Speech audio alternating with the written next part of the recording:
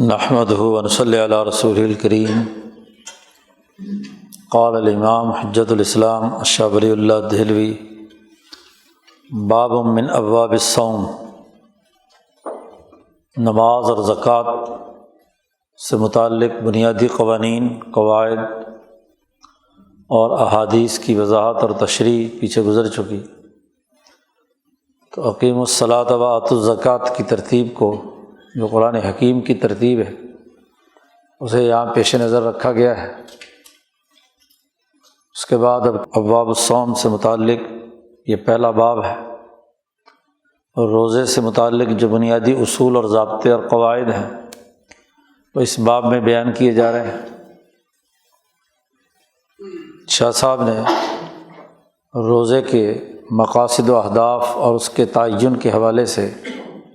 جو نظام نبی اکرم صلی اللہ علیہ وسلم نے ترتیب دیا ہے، اس کے بنیادی اساسی امور یہاں بیان کیے ہیں۔ سب سے پہلی بات تو یہ ہے کہ اصول البر والاسم میں آپ نے یہ بات پڑھی تھی کہ انسان کی کامیابی اس بات میں ہے کہ اس کی ملکیت اس کی بہیمیت پر غالب ہو، بہیمیت اس کے تابع ہو کر کام کرے۔ حیوانیت انسانیت کا لبادہ تبھی پہنتی ہے جب اس پر ملکیت غالب ہو۔ تو ملکیت کے احکام کا ظہور انسانی بہیمیت پر،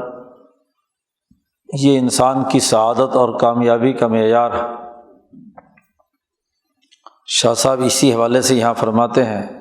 کہ لما کان البہیمۃ الشدیدہ، شدید بہیمیت یہ روکتی ہے ملکیت کے احکامات کو ظاہر کرنے سے، مانعۃ عن ظہور احکام الملکیہ، تو وجب الاعتناء بقہرہا، تو اب لازمی اور واجب ہو گئی یہ بات کہ اس کی طرف توجہ دی جائے کہ اس بہیمیت پر قہر کر کے اس کو درست کیا جائے۔ ولما کان سبب شدتھا و تراکمی طبقاتھا، بہیمیت میں شدت کیوں پیدا ہوتی ہے؟ شاہ صاحب کہتے ہیں اس کی شدت کا سبب اور بہیمیت کی تہیں چڑھنے کا، اجتماع کا، تراکم، بہیمیت کے مختلف جو طبقے ہیں ان کا ایک دوسرے پر چڑھنا اور اجتماع کا ہونا، وغزارتھا، اور اس کی کثرت، بہیمیت کی فراوانی، وہ تین چیزوں سے ہوتی ہے، هو الاکل والشرب والانہماک فی اللذات الشہویہ۔ کھانے اور پینے سے حیوانیت طاقتور ہوتی ہے، اچھا کھانا اور اچھا پینا، اور لذات شہویہ کے اندر انہماک، یہ تین چیزیں ایسی ہیں جو انسان کی بہیمیت کو طاقتور بناتی ہیں، اس میں شدت پیدا کرتی ہیں، اس کی مختلف تہیں انسانی وجود پر چڑھا دیتی ہیں۔ فَإِنَّهُ يَفْعَلُ مَا لَا يَفْعَلُهُ الْعَقْلُ وَالرَّغْبُ، عقل الرغب، یہ انسان کے اوپر یہ ایسا کام کرتی ہیں، یہ انہماک خاص طور پر لذات شہویہ میں، کہ کھانا پینا بھی ویسی بہیمیت پیدا نہیں کرتا جیسا کہ یہ شہوتوں کا پورا کرنا انسان کے اندر حیوانیت طاری کرتا ہے۔ تو وجب ان یکون طریق القہر تقلیل ھذی الاسباب، تو بہیمیت کو ملکیت کے تابع کرنے کا طریقہ اس کے علاوہ اور کوئی نہیں ہے کہ جو بہیمیت کو مضبوط کرنے والی تین قوتیں ہیں، تینوں چیزیں ہیں، ان میں کمی کی جائے، اس کے اسباب کے اندر کمی کی جائے تاکہ بہیمیت کمزور ہو اور ملکیت طاقتور ہو۔ وَلِذَلِكَ اتَّفَقَ،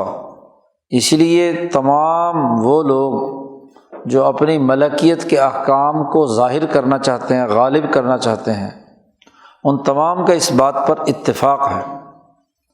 کہ انسان کی ملکیت تبھی بہتر ہوتی ہے جب علی تقلیلھا و نقصھا، کہ ان تینوں چیزوں میں کمی کی جائے اور اس کے اندر نقص پیدا کیا جائے، کمزوری پیدا کی جائے۔ ما اختلاف مذاہبہم و تباعد اقطارہم، باوجود اس بات کے کہ دنیا بھر کے تمام مذاہب ایک دوسرے سے مختلف ہیں، یہودیت، عیسائیت، ہندو مت، بدھزم، تمام مذاہب میں، حالانکہ مذاہب میں بہت دور کا اختلاف بھی پایا جاتا ہے، اور وہ تباعد اقطارہم، اور ان تمام مذاہب کے جو علاقے ہیں وہ بھی ایک دوسرے سے بہت دور ہیں، کہاں بحر الکاہل اور چین، اور کہاں ادھر بحر اوقیانوس مراکش اور تیونس، کہاں شمال اور کہاں جنوب، تمام علاقوں کے لوگ جب بھی ملکی طاقت کو مضبوط کرنا چاہتے ہیں تو ان کے ہاں یہی ہے کہ ان تینوں چیزوں میں کمی کرتے ہیں، ہندو جوگی ہوں، عیسائی راہب ہوں، یہودی ربی ہوں، مسلمان علماء ہوں، کنفوشس کے ماننے والے اخلاقیات کے پرچارک ہوں، ان تمام کے ہاں ایک ہی بات ہے کہ اپنی ملکیت کو مضبوط کرنے کے لیے وہ اپنے بہیمی چیزیں، کھانا پینا اور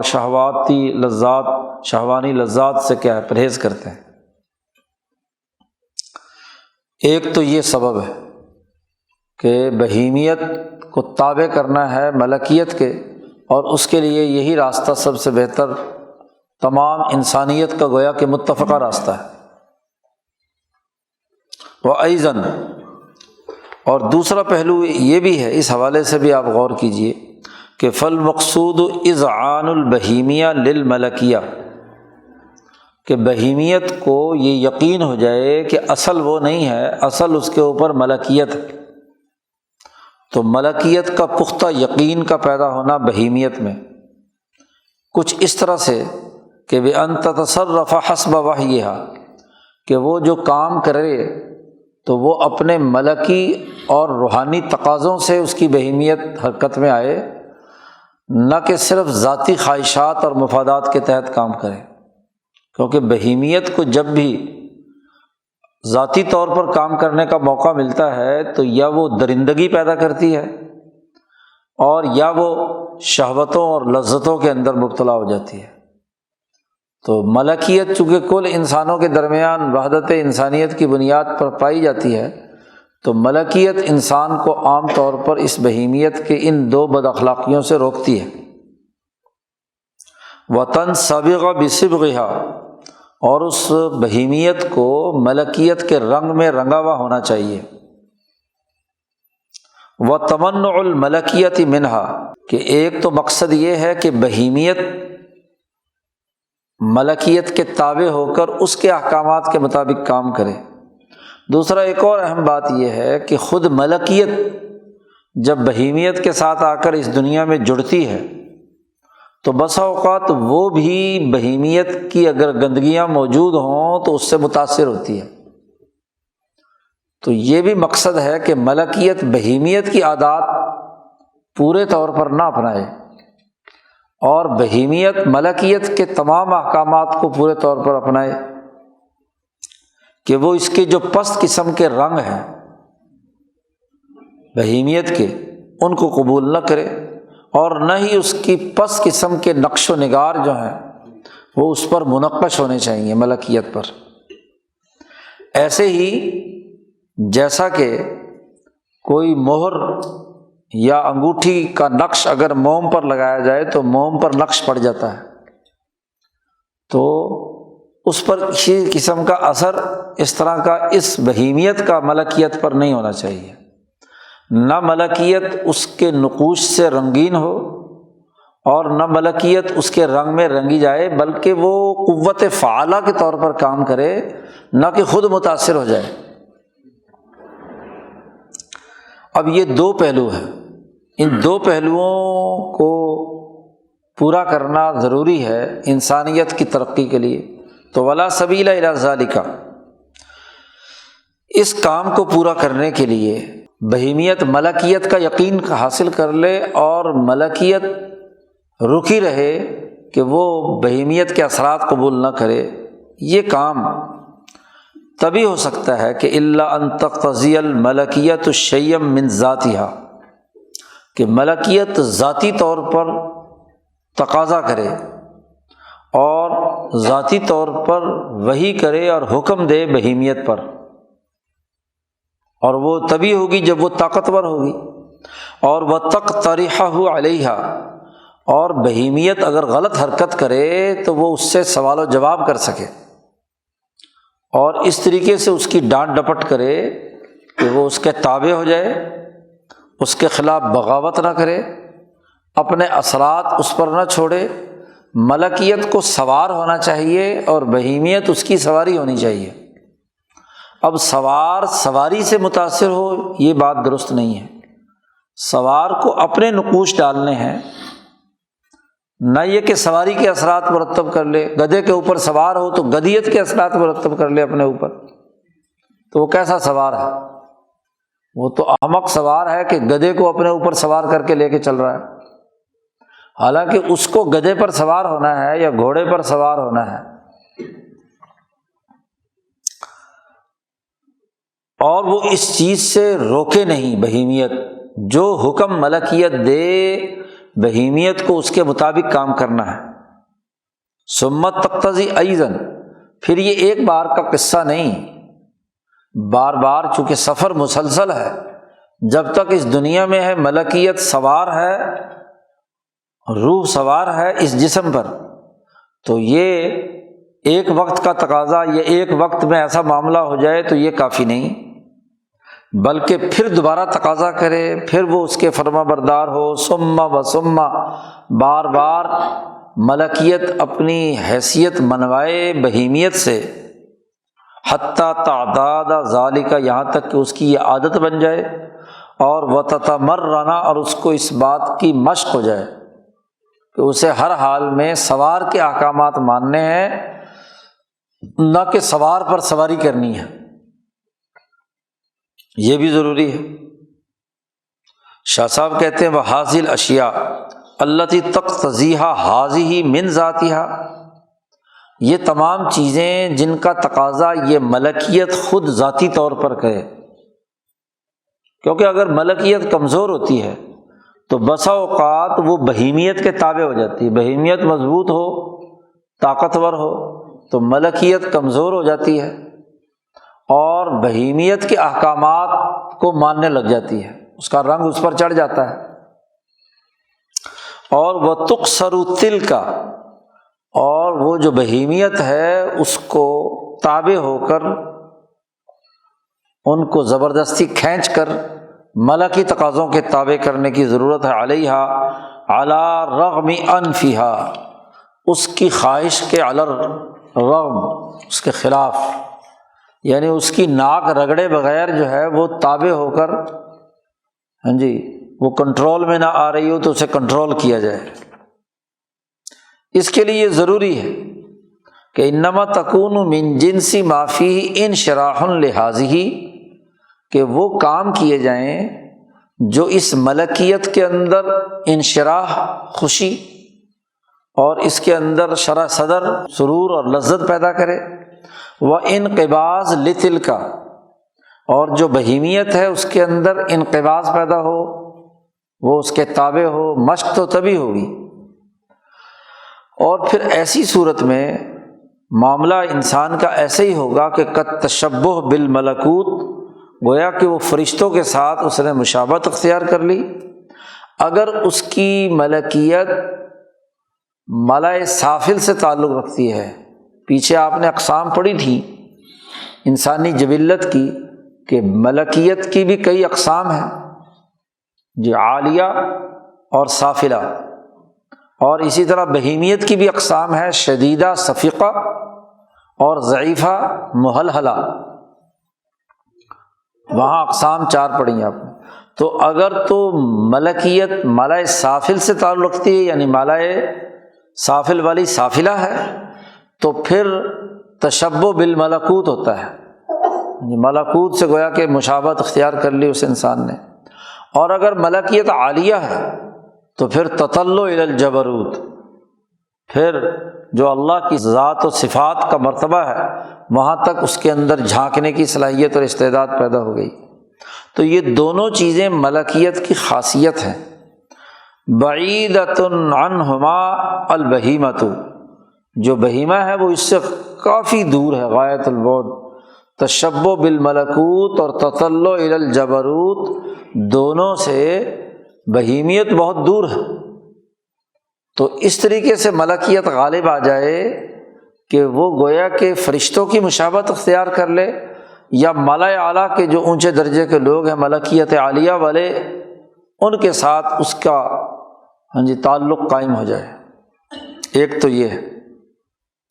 اور او ترک ما تقتضیہ البہیمیہ، یا اور نہیں تو کم از کم اتنا تو ضرور ہو کہ جن جن باتوں کا بہیمیت تقاضا کر رہی ہے ان کو چھوڑ دیا جائے، جن چیزوں سے وہ لذت حاصل کرنا چاہتی ہے اور جن چیزوں کا وہ شوق رکھتی ہے کہ حد سے تجاوز کر جائے۔ ایک ہے ضرورت، بھوک لگی یا کھانے کی ضرورت، جسمانی تقاضوں کو پورا کرنے کی، پینے کی وغیرہ وغیرہ، لیکن اس کی شدت حد سے بڑھ کر آدمی کھانے کے بعد بھی کھانا کھا لے، پینے کے بعد بھی پانی پی لے، اور ضروریات غلوہ، تو ایسی چیزوں کو ترک کرے جی، تو یہ جو خصوصیت اور صلاحیت ہے سوائے روزے کی اور کچھ نہیں۔ روزہ اسی چیز کا نام ہے کہ روزے کے نتیجے میں ملکیت کو شرح صدر حاصل ہوتی ہے، اور بہیمیت کو انقباض ہوتا ہے، تنگی، اس کو بھوک برداشت کرنی پڑتی ہے، تو اس کو کیا ہے، خواہشات سے رکنا پڑتا ہے، تو اس کو تکلیف ہوتی ہے۔ شاہ صاحب کہتے ہیں ولما لم تکن المواظبۃ علی ہذہ من جمہور الناس ممکنہ، تمام انسانوں کے لیے مسلسل روزے کی حالت کے اندر رہنا ممکن نہیں ہے۔ اکا دکا کوئی ہو، کوئی بہت ہی قوی الحیوانیہ ہو، قوی الملکیہ ہو، تو ان کی بات تو نہیں ہے۔ جیسے خود نبی اکرم صلی اللہ علیہ وسلم یوم وصال رکھتے تھے، یعنی مسلسل روزے۔ حضرت عائشہ صدیقہ فرماتی ہیں کہ جب روزہ رکھنا شروع کرتے تو مسلسل کئی مہینے روزے رکھتے رہتے،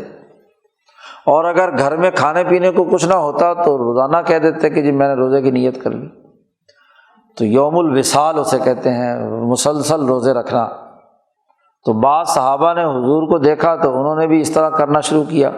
تو حضور صلی اللہ علیہ وسلم نے انہیں بلا کر فرمایا کہ دیکھو تم میری طرح نہیں ہو، اس لیے یوم الوصال نہیں رکھ سکتے، مسلسل روزے نہیں رکھ سکتے۔ حضور صلی اللہ علیہ وسلم نے فرمایا میرا معاملہ تو ایسا ہے کہ مجھے تو پلا دیا جاتا ہے اور کھلا دیا جاتا ہے، میں تو جنت سے چیز کھا لیتا ہوں، پی لیتا ہوں، تم میری طرح نہیں ہو، اس لیے تم مسلسل روزے مت رکھا کرو جی۔ پابندی لگا دی، اور یہ فرمایا کہ زیادہ سے زیادہ اگر کوئی انسان اول میں تو مہینے میں صرف 3 روزے رکھے بس، یا زیادہ زیادہ جمعرات کے جمعرات روزہ رکھ لے بس، اس سے زائد نہیں۔ اور عبداللہ ابن عمرو ابن العاص جب نہیں مانے، انہوں نے کہا میں اس سے زیادہ رکھ سکتا ہوں، تو حضور نے فرمایا کہ صرف صوم داود رکھ سکتے ہو۔ اور وہ صوم داود کیا کہ ایک دن روزہ رکھیں اور ایک دن افطار کریں، گویا کہ مہینے میں 15 دن روزہ اور 15 دن افطار، لیکن ترتیب اس کی یہی ہوگی۔ اس کے باوجود بھی عبداللہ ابن عمرو ابن العاص آخر بڑھاپے میں جب اندھے ہو گئے اور مسجد میں جانا بھی مشکل ہو گیا، تو اس وقت بہت اپنے آپ کو ملامت کرتے تھے، کاش کہ میں حضور صلی اللہ علیہ وسلم نے جو مجھے رخصت دی تھی وہ عمل کرتا، کیونکہ مسلسل روزوں کے نتیجے میں آنکھیں دھس گئیں اور بینائی جاتی رہی جی۔ تو وہ یہ حضور صلی اللہ علیہ وسلم نے اسی لیے ممانعت کی تھی ان کو۔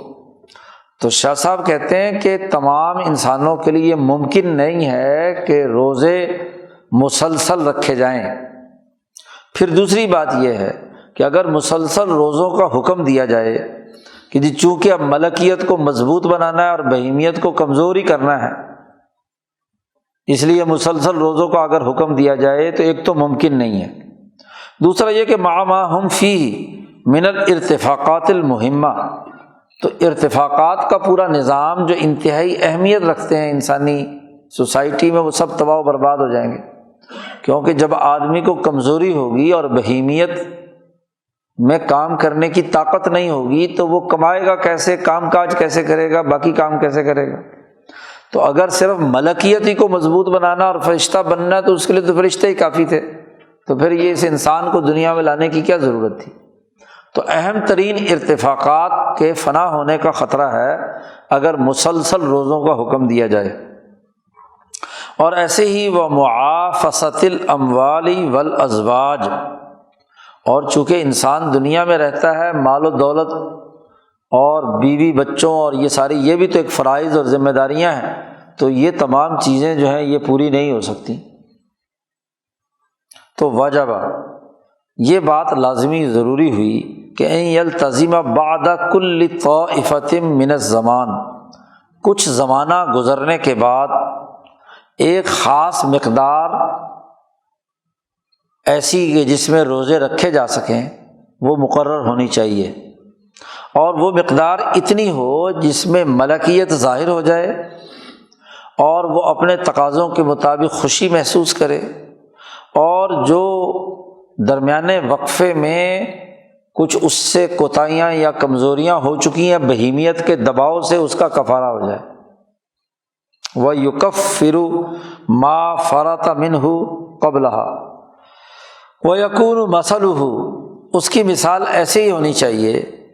کہ جیسے کمثل حصان طِوَلُهُ مربوط بِآخِیَةٍ، جیسا کہ مثلاً ایک بہت عمدہ نسل کا گھوڑا ہو اور وہ اپنی وہ رسی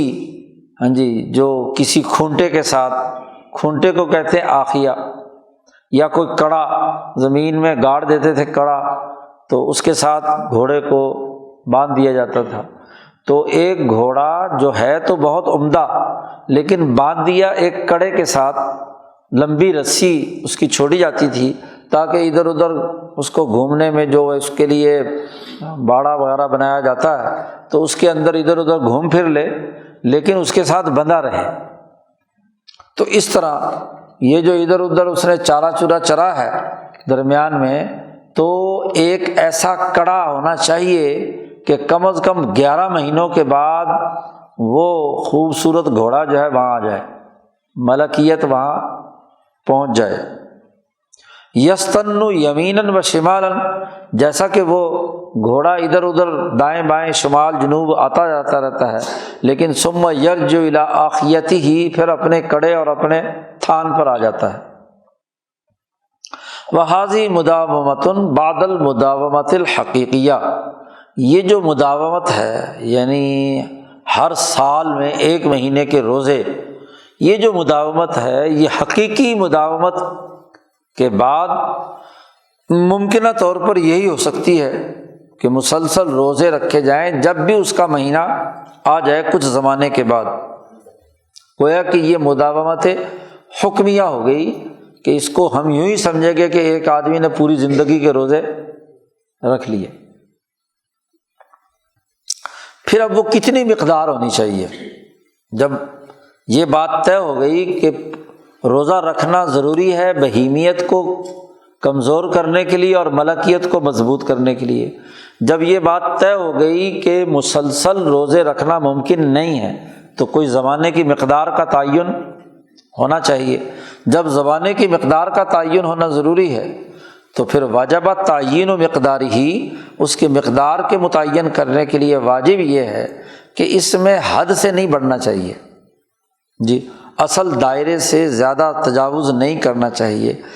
اتنی مقدار ہونی چاہیے کہ فَيَسْتَعْمِلُهُ مِنْهُ مَا لَا يَنْفَعُهُ وَيَنْجَعُ فِيهِ، نہ ہی اتنی کم ہونی چاہیے کہ جس کا کوئی فائدہ ہی نہ ہو، جو 2-4 دن کے 3 دن کے روزے، اور نہ ہی اتنا زیادہ ہونا چاہیے کہ جس کے نتیجے میں کیا ہے اس کا جو اصل مقصد تربیت کا ہے وہ فوت ہو جائے۔ تو فَيَسْتَعْمِلُ مِنْهُ، تو ایسی مقدار کو استعمال میں لایا جائے کہ جس کے ذریعے سے وہ جو بہیمیت ہے اس کے چیزیں کمزور پڑے، جی اس کے مزاج اور اعضاء کے اندر کمزوری آئے، اس کی خوشی جو ہے وہ ختم ہو، اور اس کے نفس کے اندر صلاحیت پیدا ہو جائے، وہ اس کی نفی کرے، وَيُزِيرُهُ الْقُبُورُ، بہت زیادہ اگر روزہ مقدار متعین کر دی جائے، 2 4 5 مہینے کی روزے کے لازمی کر دی جائے، تو اس کے نتیجے میں تو اس کے اعضاء ڈھیلے پڑ جائیں گے، اس کی خوشی جاتی رہے گی، اس کا نفس کمزور ہو جائے گا، حتیٰ کہ ہوتے ہوتے قبر کی زیارت کرے گا۔ تو قبر میں پہنچانے والے روزے بھی نہیں ہونے چاہیے، اور ایسے بھی نہیں ہونے چاہیے کہ جس کا کوئی اثر بہیمیت پر پڑے ہی نہ۔ شاہ صاحب کہتے ہیں کہ اگر مقدار کے اندر بہت زیادہ اضافہ کیا جائے، کئی مہینوں کے روزے لازمی قرار دے دیے جائیں، تو یہ اس لیے بھی درست نہیں ہے کہ انما الصوم تریاق، صوم جو ہے وہ تریاق ہے، یہ استعمال کیا جاتا ہے نفسانی زہروں کو ختم کرنے کے لیے، اور تریاق کا استعمال مقدار سے بڑھ جائے تو زہر مارتے مارتے کیا ہے، بندہ ہی مار دیتا ہے، اس لیے اتنا زیادہ تریاق بھی نہیں دینا چاہیے۔ ما فیہ من نکایۃ، پھر اسی کے ساتھ ایک اور کام بھی یہ ہوگا کہ اگر مسلسل تریاق زیادہ استعمال کیا جائے، 6 مہینے کے مثلاً روزے رکھ دیے جائیں، تو اس کے نتیجے میں انسان کا جو اصل سوار ہے، لطیفہ انسانیہ جو ہے، وہ سواری کمزور ہو گئی، جس پر چڑھ کر چلنا ہے، تو وہ لطیفہ انسانیہ کی سواری کمزور ہو گئی تو منزل مقصود تک کیسے پہنچے گا وہ؟ بھائی سواری جو ہے اس کو کھلاؤ پلاؤ گے تو اس کے اوپر سوار کرو گے نا، سواری کو اتنا کمزور اور بوڑھا کر دیا جائے کہ وہ چلنے پھرنے کی طاقت ہی نہ رکھے، تو ملکیت جو ہے وہ سفر کیسے طے کرے گی، سوار سفر کیسے کرے گا؟ تو اس کو اتنی غذا تو دینی ہے جس کے ذریعے سے لطیفہ انسانیہ کی سواری، یعنی روح حقیقی لطیفہ انسانیہ جو ہے اسے کہتے ہیں، جو ملکیت اور بہیمیت کے باہمی ملاپ سے جو انسانی شکل وجود میں آئی ہے، تو یہ تو برقرار رہنی چاہیے۔ اگر 6 مہینے کے روزے کر دیے جائیں بالفرض، تو آنکھیں اندر دھس جائیں گی، انسان کی ہڈیاں نکل آئیں گی، وہ انسانیت کا نام کے ایک چلتا پھرتا ہیولہ ہوگا، اس کے علاوہ اور کیا ہوگا؟ تو ایسی کوئی ملکیت بھی پیدا کرنا مقصود نہیں ہے۔ لطیفہ انسانیت کی سواری کمزور ہو جائے گی، اور اس کا دنیا میں اظہار کا جو منظرنامہ ہے، سٹیج ہے، وہ بھی تباہ ہو جائے گا۔ منصہ کا لفظ کئی دفعہ پہلے آیا ہے، منصہ کہتے ہیں اس سٹیج کو جس پہ دلہا اور دلہن کو بٹھایا جاتا ہے، چپر کٹ بھی اسے کہتے ہیں، جو اوپر تنا ہوا ہوتا ہے، آج کل مصنوعی بنائے ہوئے ہوتے ہیں، تو وہ بنائے جاتے تھے، اس کو منصہ کہتے ہیں، سٹیج۔ اب اگر وہ سٹیج صاحب ہی گرے ہوئے ہیں جس سواری کے اوپر اس نے چلنا ہے، تو اس بیچارے کی لطیفہ انسانیت کی کیا خوشی ہوگی اور کیا وہ چلے پھرے گا؟ تو اس لیے ضروری ہے کہ بقدر ضرورت وہ کام ہونا چاہیے، اور وہ بقدر ضرورت کی مقدار آگے مزید تسلسل کے ساتھ کڑی سے کڑی جوڑتے جا رہے ہیں شاہ صاحب۔ پھر دوسری بات یہ ہے کہ یہ کھانا پینا اس کے کم کرنے کے 2 طریقے ہیں۔ ثم ان تقلیل الاکل والشرب له طریقان، کھانے پینے میں کمی کے 2 طریقے ہیں۔ ایک تو یہ ہے کہ لوگوں سے کہیں کہ اللہ یتناول منہما الا قدرا یسیرا، کہ روزانہ جو صبح شام تم نے کھانا ہے اس کی مقدار تھوڑی کر دو، تھوڑا کھایا کرو۔ تو ایک یہ طریقہ ہے۔ دوسرا یہ طریقہ ہے کہ ان تکون المدۃ المتخللۃ بین الاکلات زائدۃ علی القدر المعتاد، عام طور پر جیسے لوگ کھانا کھاتے ہیں تو اس جو عادت لوگوں کی ہے عام طور پر کھانے کی، اس میں وقفہ یا مدت زیادہ بڑھا دی جائے۔ ایک طریقہ یہ ہے تقلیل الطعام کا، کہ جو درمیان میں وقفہ ہے 2 کھانوں کے درمیان، وہ بڑھا دیا جائے۔ ایک یہ طریقہ ہے کم کھانے کا، اور ایک طریقہ یہ ہے کہ کھائے تو اتنی دفعہ ہی، لیکن اس کی مقدار تھوڑی تھوڑی کر کے۔ تو یہ 2 ہی طریقے ہیں ممکنہ طور پر۔ شاہ صاحب کہتے ہیں والمعتبر فی الشرائع هو الثانی، قانون سازی کے اندر جب بھی شریعت وجود میں آئے گی تو قانون سازی میں جو کسی نظم و ضبط میں آ سکتا ہے وہ دوسرا طریقہ ہی ہے، کیونکہ پہلے طریقے کو ہم کسی ضابطے میں نہیں لا سکتے۔ کہ ایک روٹی کھاؤ، اب ایک سے بسا اوقات آگے شاہ صاحب جا کر بتائیں گے کہ ایک روٹی ایک آدمی کو پورا نہیں کرتی، تو اس کے لیے تو مصیبت بن گئی نا کہ شریعت نے پابندی لگا دی کہ روزانہ بس ایک روٹی کھائے، تو اس کو کسی ضابطے میں نہیں لا سکتے ہم۔ تو اس لیے جب بھی قانون سازی کی جاتی ہے تو وہ چیز جو ضابطہ بندی میں آ سکے اسی کو اس سسٹم کا حصہ بنایا جا سکتا ہے۔ تو یہ جو وقفہ ہے اس کو ہم کسی ضابطے میں لا سکتے ہیں کہ اس وقت کھاؤ اور اس کے بعد اس وقت کھاؤ۔ لأنہ، اس لیے کہ یہ جو طریقہ کار ہے مدت کا بڑھانا، یہ ہلکا پن بھی پیدا کرتا ہے انسان کے اندر، اور اس کے ذریعے سے اس کے ڈسپلن میں بھی کسی ضابطے میں بھی لا سکتے ہیں۔ اور وَيُذِيقُ بِالْفِعْلِ مَذَاقَ الْجُوعِ وَالْعَطْشِ، اور جو ہم مقصود ہے ہم سے بھوک سے کہ اس کو پیاس ہو اور پیاس کو کنٹرول کرے، بھوک ہو بالفعل اور بھوک کو برداشت کرے۔ اگر وقفے وقفے سے وہ کھانے جو صبح سے شام تک 2 کھانے تھے وہ اس نے وقفے وقفے سے ہر 2 گھنٹے بعد کھایا تو بھوک تو نہیں لگی نا، تو بھوک کا مزہ تو چکھا نہیں اس کی بہیمیت نے، نہ پیاس کا مزہ اس نے کوئی چکھا جی۔ اور وَيُلْحَقُ الْبَهِيمَةُ حَيْرَةً وَدَهِشَةً، اور بہیمیت کو پریشانی لاحق ہونی ہے وہ تو نہیں ہوگی، بہیمیت کا کھاتا تو پورا کر لیا نا آپ نے، اگر 2 صبح کھانی تھی 2 شام کھانی تھی، آپ نے ہر 5 گھنٹے کے بعد ایک ایک روٹی کھا لی تو 4 دفعہ، بلکہ الٹا مصیبت بڑھا دی گھر والوں کے لیے، روز 4 گھنٹے کے بعد روٹی پکا کر دو انہیں۔ اور پھر دوسرا یہ بھی ہے وَيَأْتِي عَلَيْهَا إِتْيَانًا مَحْسُوسًا، یاتی کا صلہ جب اعلیٰ آتا ہے تو اس کا مطلب ہے حملہ کرنا، یعنی صَالَ عَلَيْهِ إِتْيَانًا مَحْسُونًا، یعنی جب یہ وقفہ طویل ہوگا اور بھوک شام کو خاص طور پر آدھے روزے کے بعد جب لگنا شروع ہوگی تو گویا کہ وہ حملہ آور ہوئی ہے آپ کی بہیمیت پر تکلیف اور شدت کی وجہ سے۔ تو اول انما یضعف ضعفا یمر بہ، پہلے والا اگر ہم تھوڑا تھوڑا کھانا کہیں یعنی آدمی اپنی بھوک سے آدھا کھائے، تو اگر مسلسل ہی ایسا کرتا رہے، اس کا حکم بھی دے دیا جائے تو اس کے نتیجے میں ایک تو ضعف پیدا ہوگا جو مسلسل جاری رہے گا،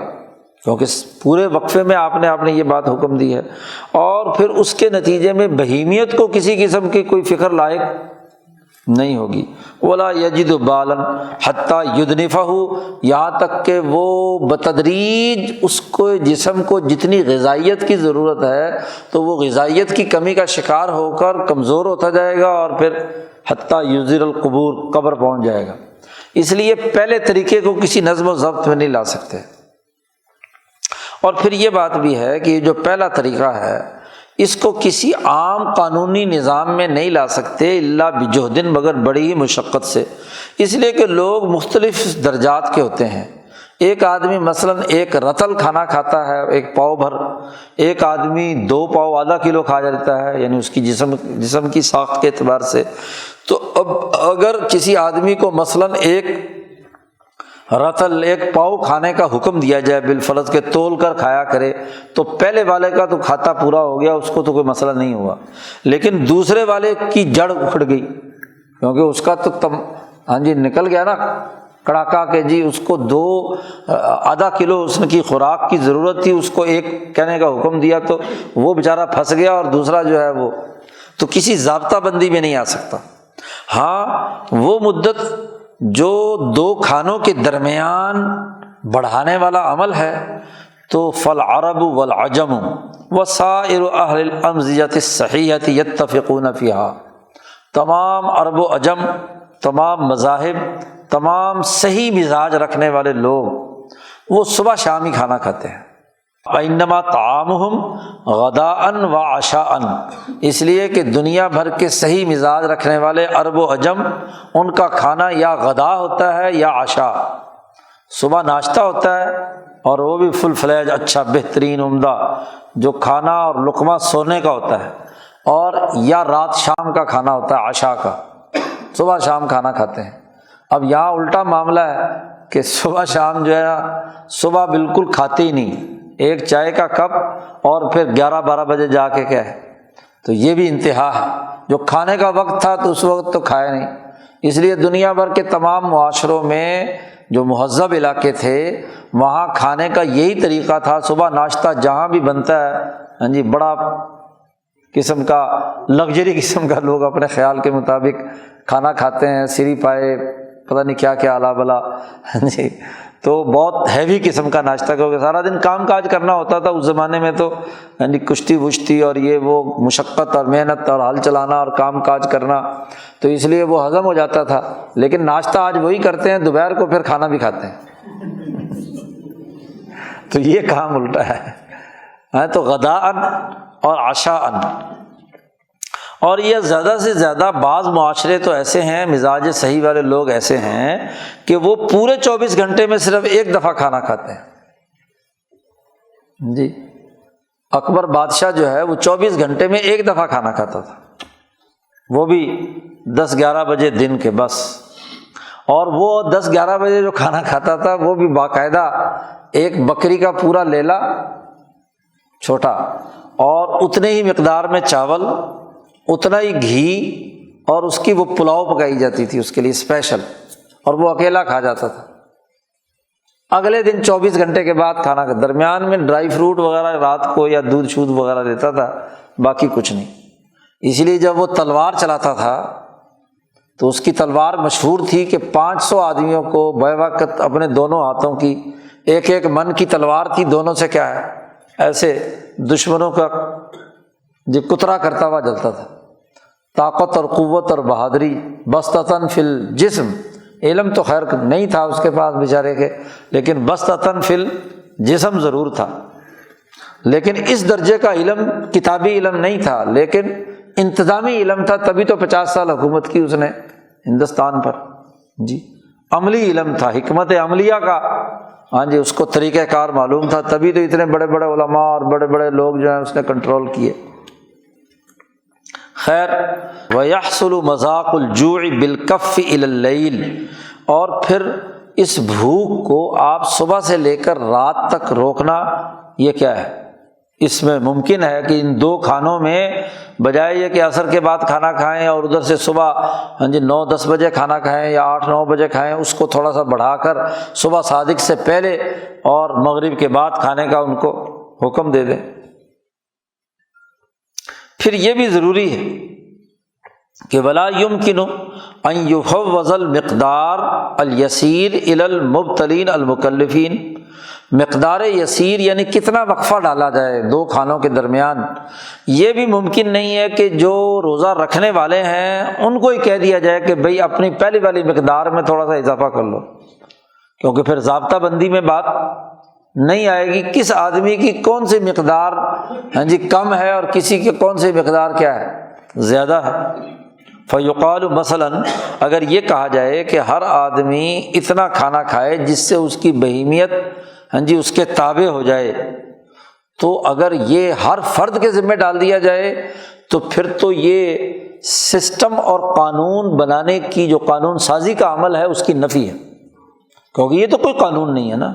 کہ لوگوں کو آزاد چھوڑ دیا جائے کہ جو چاہے مرضی اپنی طبیعت کے مطابق کرتا رہے۔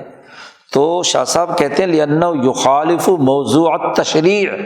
یہ تشریعی نظام یعنی قانون سازی کے بنیادی موضوع کی خلاف ورزی ہے کہ آپ لوگوں کو کہہ دیں کہ جی اپنی مرضی کے مطابق کیا ہے، جیسے تم چاہو اپنی بہیمیت کو کنٹرول کر دو، پھر سسٹم کیا ہوا؟ یہ تو واز ہوا کہ بھی جس کی مرضی ہے ایسے کر لے، جس کی مرضی ایسے کر لے۔ تو سسٹم کا تقاضا تو یہ ہے کہ اس کے لیے باقاعدہ ضابطہ بندی کی جائے، اور اسی لیے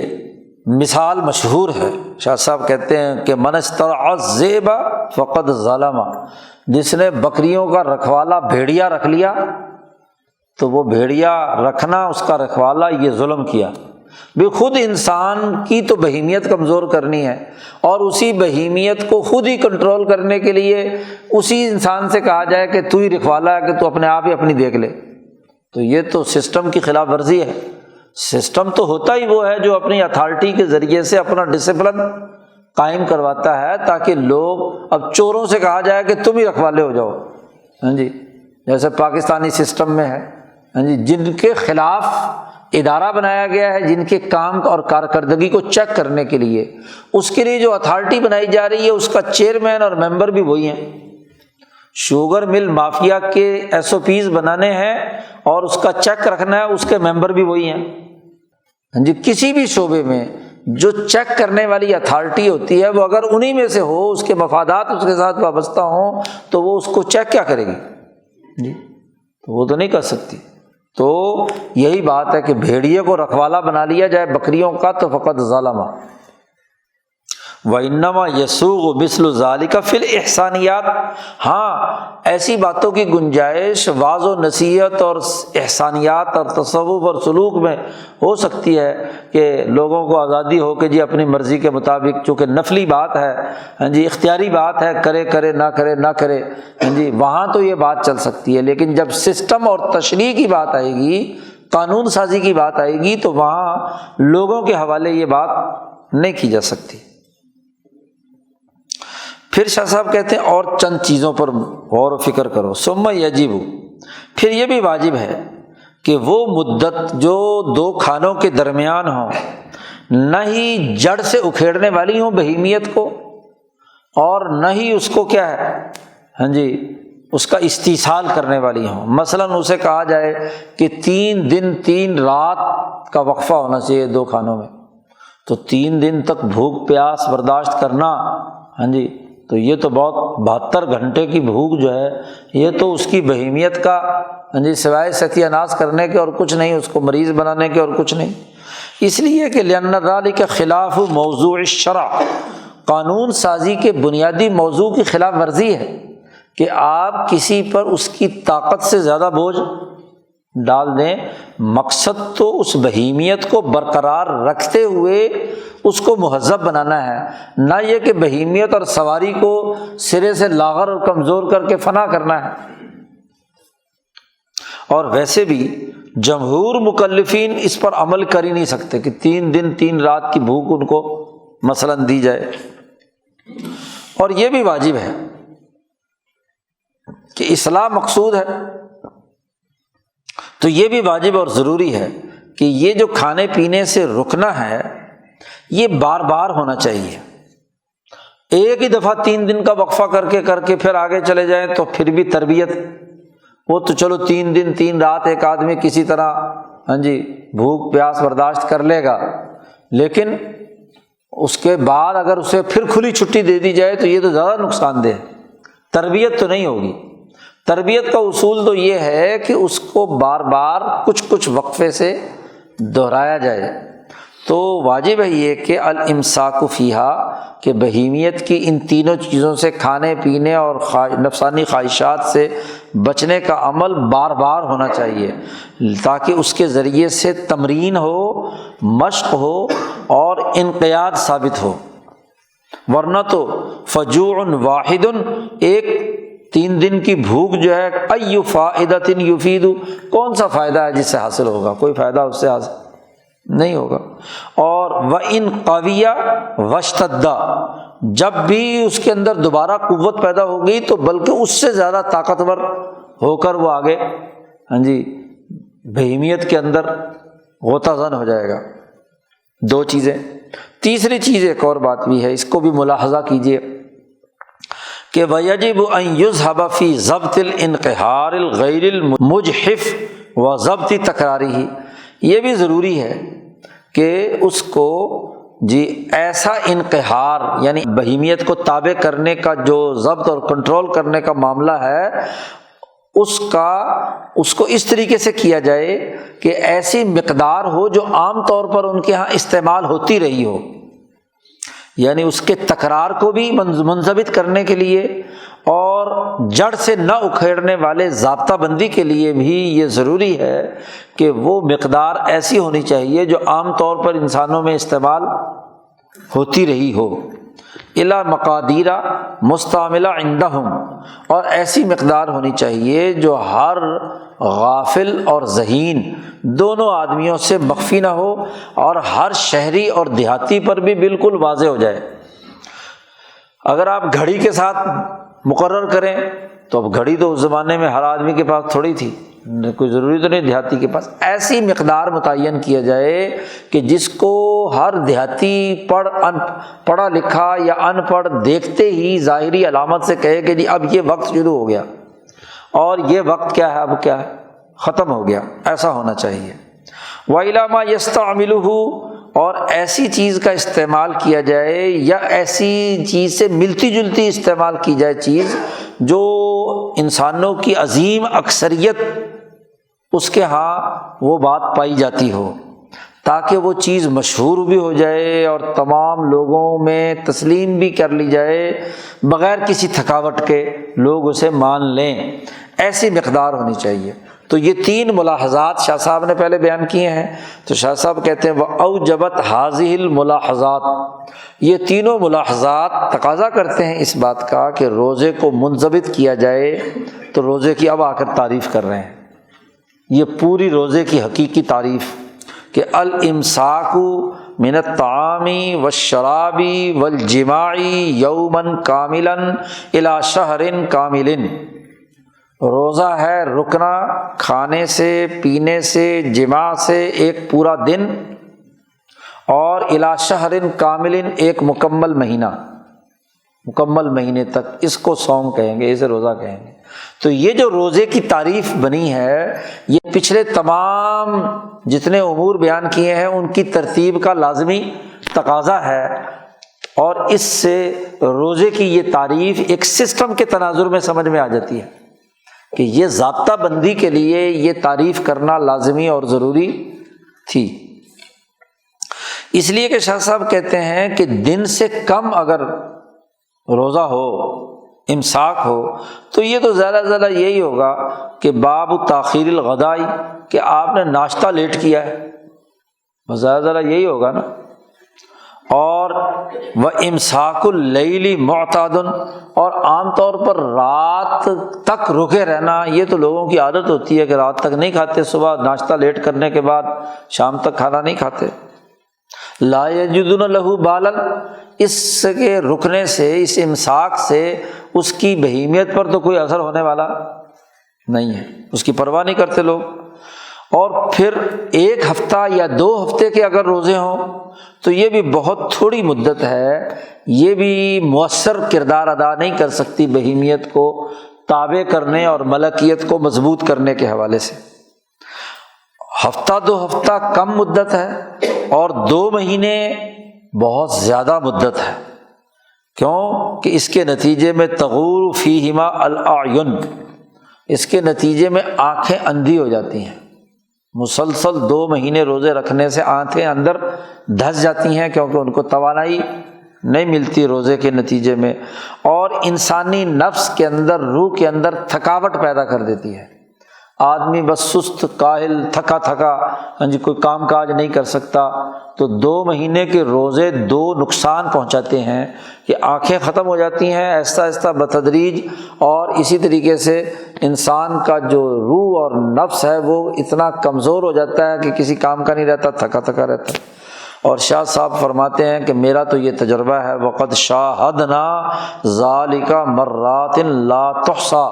ہم نے اس کا مشاہدہ کیا ہے اتنی مرتبہ کہ جن کو کسی قطار شمار میں بھی لایا نہیں جا سکتا۔ تو صوفیاء کرام شروع کے زمانے میں اپنی بہیمیت کو کنٹرول کرنے کے لیے اس طرح کے 2 چلے 3 چلے روزے کے مسلسل رکھتے رہے ہیں، تو اس کے ذریعے سے کیا ہے اثرات مرتب ہوئے۔ تو یا شاہ صاحب کے جو زیر تربیت افراد تھے ان میں سے کوئی انتہا پسند ایسا پیدا ہوا جس نے اس طرح کا کام کیا، تو اس کے اثرات نتائج سامنے آئے کہ اس سے نقصانات زیادہ ہوئے۔ اس لیے نہ تو 2 مہینے کے روزے مسلسل، اور نہ ہی ہفتے 2 ہفتے کے روزے، 1 مہینے کی مقدار ایک مناسب مقدار ہے، اعتدال والی ہے۔ تو روزہ اس 1 مہینے کی مقدار کے اندر رکھنا ہے، صبح سے شام تک۔ باقی رات دن کیسے شروع ہوگا؟ تو دن اگرچہ دنیا بھر میں مختلف اس کے دائرے ہیں، سورج کے طلوع سے سورج کے غروب تک، یہ ہندوستان، چین وغیرہ یہاں یہ سورج کے ساتھ چونکہ اٹیچ رہے ہیں، تو ان کے ہاں دن کا آغاز صبح طلوع آفتاب سے ہوتا ہے۔ لیکن چونکہ یہاں نبی اکرم صلی اللہ علیہ وسلم سب سے پہلے سسٹم بنا رہے ہیں عربوں سے، تو عربوں کے ہاں جو دن کا ضابطہ رہا ہے وہ طلوع الفجر الی غروب الشمس، فجر کے طلوع ہونے سے لے کر شمس کے غروب ہونے تک۔ اور ہندوستان وغیرہ یہ دنیا بھر کے ملکوں کے بھی جتنے راہبین اور عبادت گزار رہے ہیں ان کے لیے بھی صبح 4 بجے کا وقت، یعنی صبح صادق کے وقت اٹھنے کا وقت جو ہے وہ اچھا اور مبارک سمجھا جاتا ہے۔ اور اس کی اصل وجوہات تو شاہ صاحب پیچھے جہاں اعداد و مقادیر کی بحث کی تھی کہ طلوع صبح صادق سے، اس سے بھی بلکہ پہلے سے 4 بجے سے طلوع آفتاب کے درمیان کا وقت انتہائی مبارک وقت ہوتا ہے، روحانیت اور ملکیت متوجہ ہوتی ہے۔ خود اللہ پاک نے فرمایا کہ وہ آسمان دنیا پر آتے ہیں اور پوچھتے ہیں کہ کوئی ہے مجھ سے مغفرت مانگنے والا، کوئی ہے مجھ سے دعا مانگنے والا کہ میں اس کی دعا قبول کروں۔ شاہ صاحب کہتے ہیں لِأَنَّهُ هُوَ حساب العرب، یہ عربوں کا حساب طلوع فجر سے لے کر غروب آفتاب تک ہے، ایک دن کی مقدار ہے۔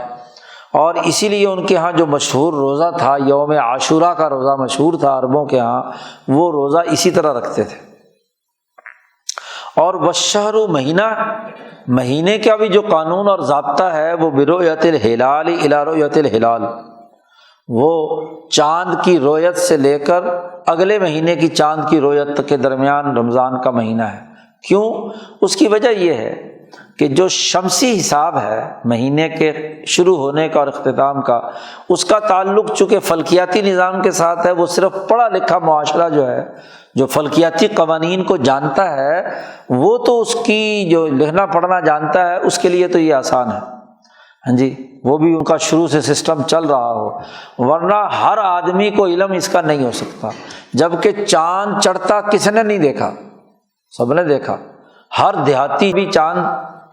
دیکھ سکتا ہے۔ تو چاند کا دیکھنے کے لیے اس لیے کہا تھا کہ مقدار وہ ہو کہ جو ہر دیہاتی اور شہری، ہر پڑھا لکھا یا جاہل، وہ اس سے معلوم حاصل کر لے کہ اب وقت روزے کا شروع ہو گیا ہے، رمضان کا مہینہ آغاز ہو گیا۔ تو چاند جب طلوع ہوتا ہے تو سب لوگ دیکھتے ہیں، عوام کو پتہ چل گیا کہ چاند طلوع ہو گیا، رمضان کا مہینہ شروع ہو گیا۔ اگلا چاند نظر آ گیا تو عید شروع ہو گئی۔ اور ولیس حسابہم لأنہ ہوا شہر العرب،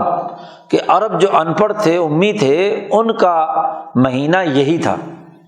اور ولیس حسابہم علی الشہور الشمسیہ، ان کے حساب کتاب شمسی مہینوں کے حساب سے نہیں ہوتے تھے۔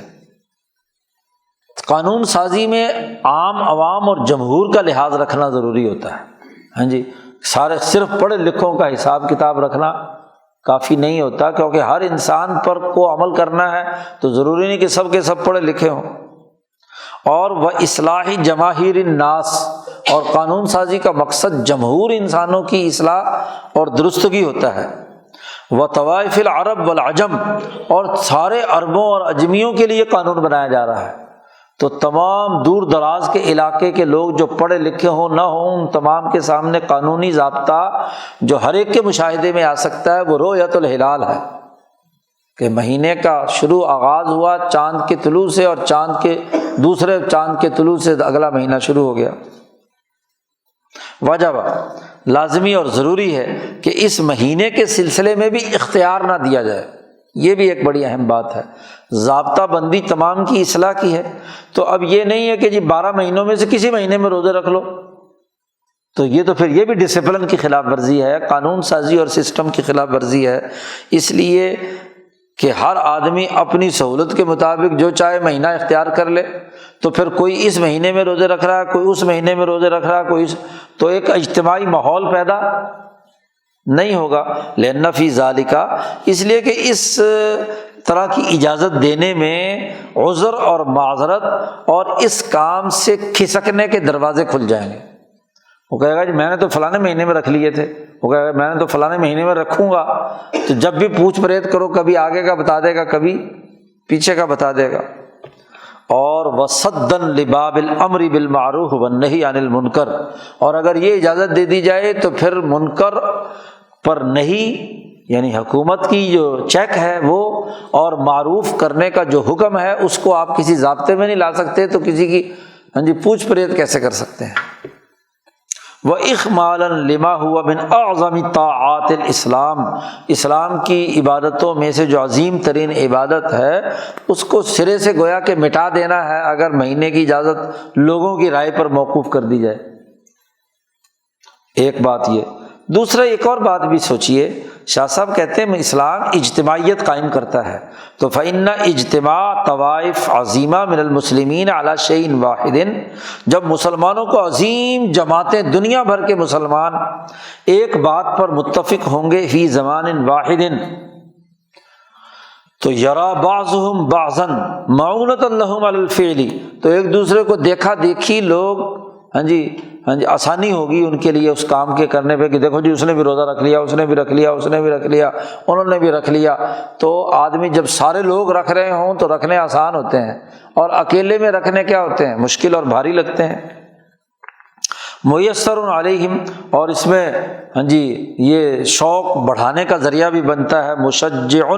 ایاہم، ان کو ان کے اندر شوق اور تشجیع بھی پیدا کرنے کا سبب بنے گا کہ سبھی لوگ روزے رکھ رہے ہیں، پورا ماحول بن رہا ہے۔ اور تیسرا فائدہ یہ بھی ہے کہ جب مسلمانوں کا کسی جگہ پر اجتماع ہوتا ہے تو وہ دراصل ملکیت کے برکات کے نازل کرنے کا سبب بنتا ہے۔ شاہ صاحب نے اس کی مثال دے کر کہا کہ جیسے اگر ایک لائٹ جل رہی ہو تو اس کی روشنی ہوتی ہے، اور بہت سارے کمکمے جل رہے ہوں تو اس کی روشنی اور انوارات جو ہیں وہ بہت، تو جب ایک آدمی روزہ رکھتا ہے اور تمام کی ملکیت ان کے قلب کے اندر نورانیت کے طور پر چمکے گی، تو سب کا اجتماع جو ہے وہ ایک نورانی ماحول پیدا کرے گا کہ وہ برکات نازل ہوتی ہیں ان کے خاص لوگوں پر بھی اور ان کے عام لوگوں پر بھی۔ اور وہ ادنا، اور یہ قریب ہے اس بات کے کہ ان کے جو کامل لوگ ہیں ان کے انوارات ان کے کمزور لوگوں کے قلوب پہ منعکس ہوں، اور وہ بھی اس شوق ذوق کے اندر اجتماعی طور پر شریک ہو جائیں۔ کوئی کمزور بھی ہے تو اس کو بھی سہارا مل جائے گا کہ دیکھو جی میرا ساتھی فلانا بھی تو یہ کام کر رہا ہے نا۔ اور اس طرح پھر ایک اور فائدہ بھی ہے کہ مسلمانوں کی دعوت جو ہے وہ دور دراز تک پھیلے گی، کہ جیسا بڑا اجتماع ہوگا اور اس کے اثرات ہوں گے تو رعب پیدا ہوگا دوسرے لوگوں پر، اور دوسرے لوگ بھی اس کو کیا ہے قبول کریں گے۔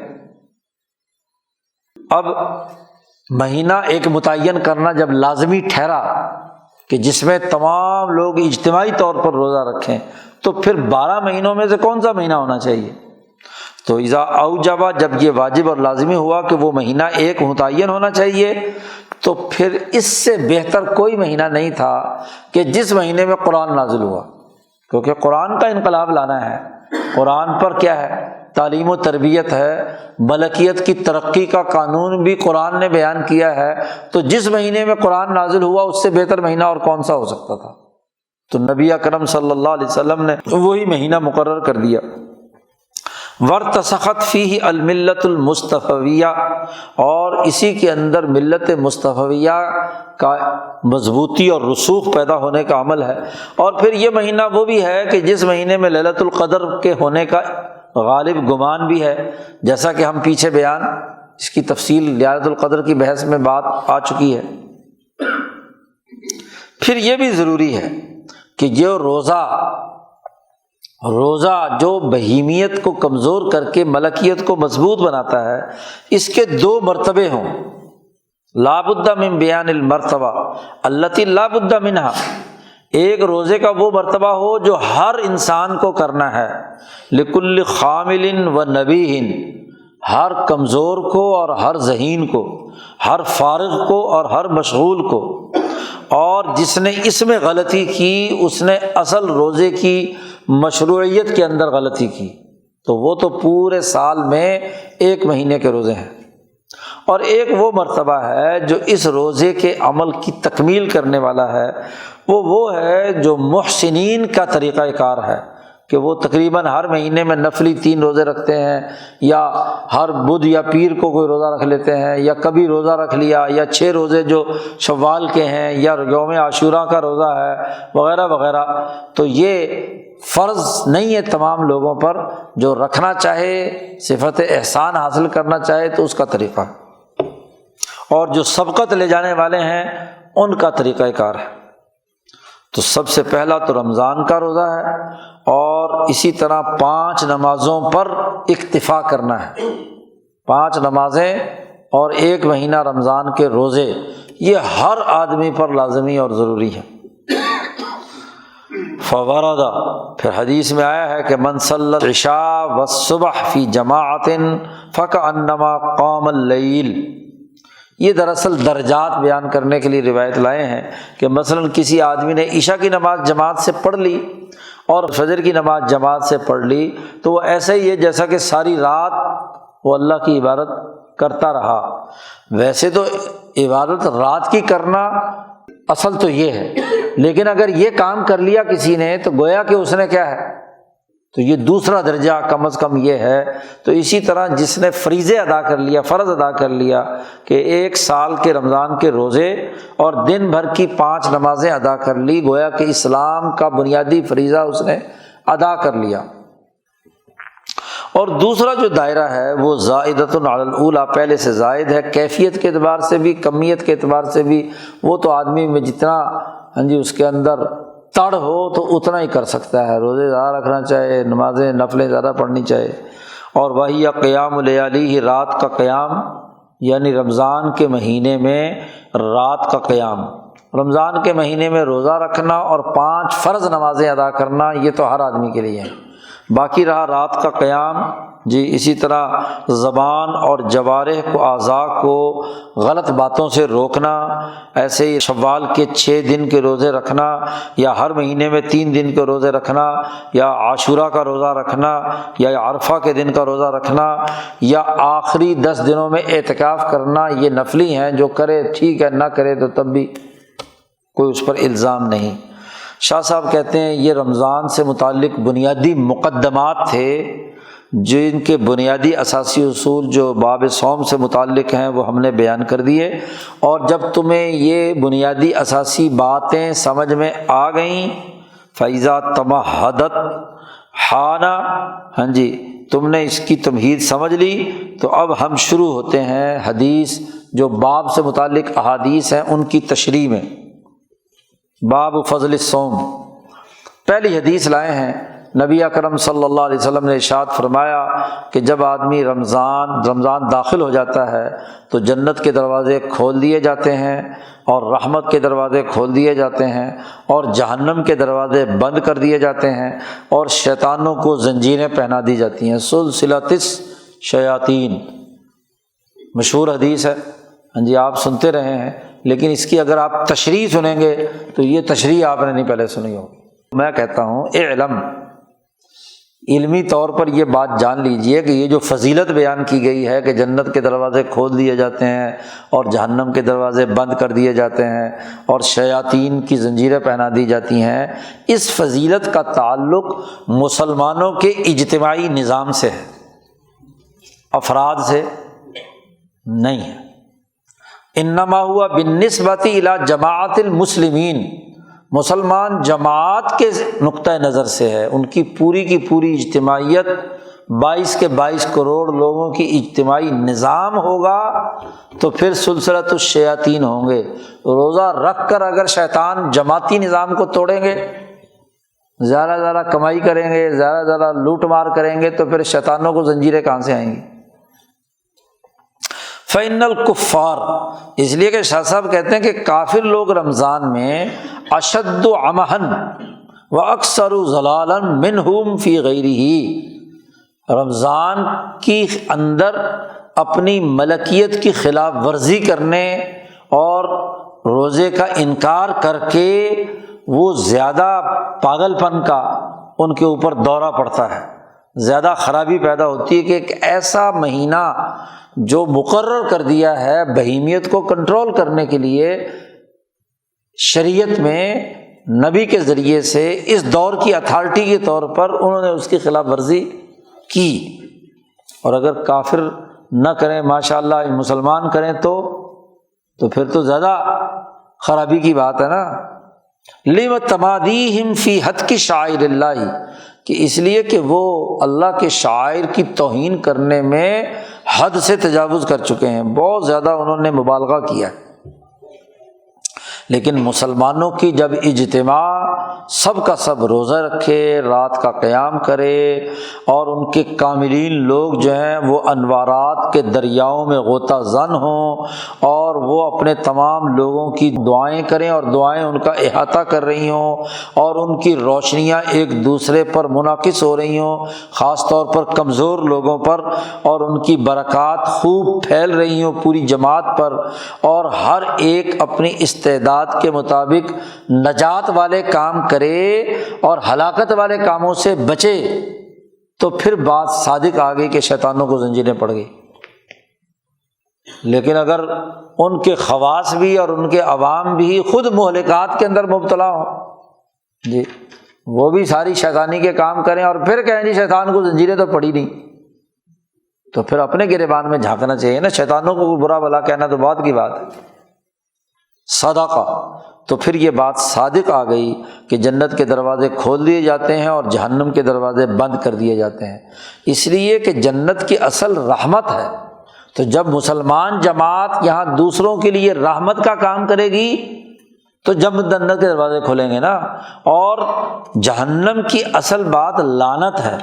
اور جب یہاں مسلمان جماعت دوسرے لوگوں کو مصیبت اور اذیتوں میں پہنچا کر لعنت کا کردار ادا کر رہی ہیں اور امید کیے بیٹھے ہوئے ہوں کہ جہنم کے دروازے بند ہو جائیں گے، تو کیسے بند ہوں گے؟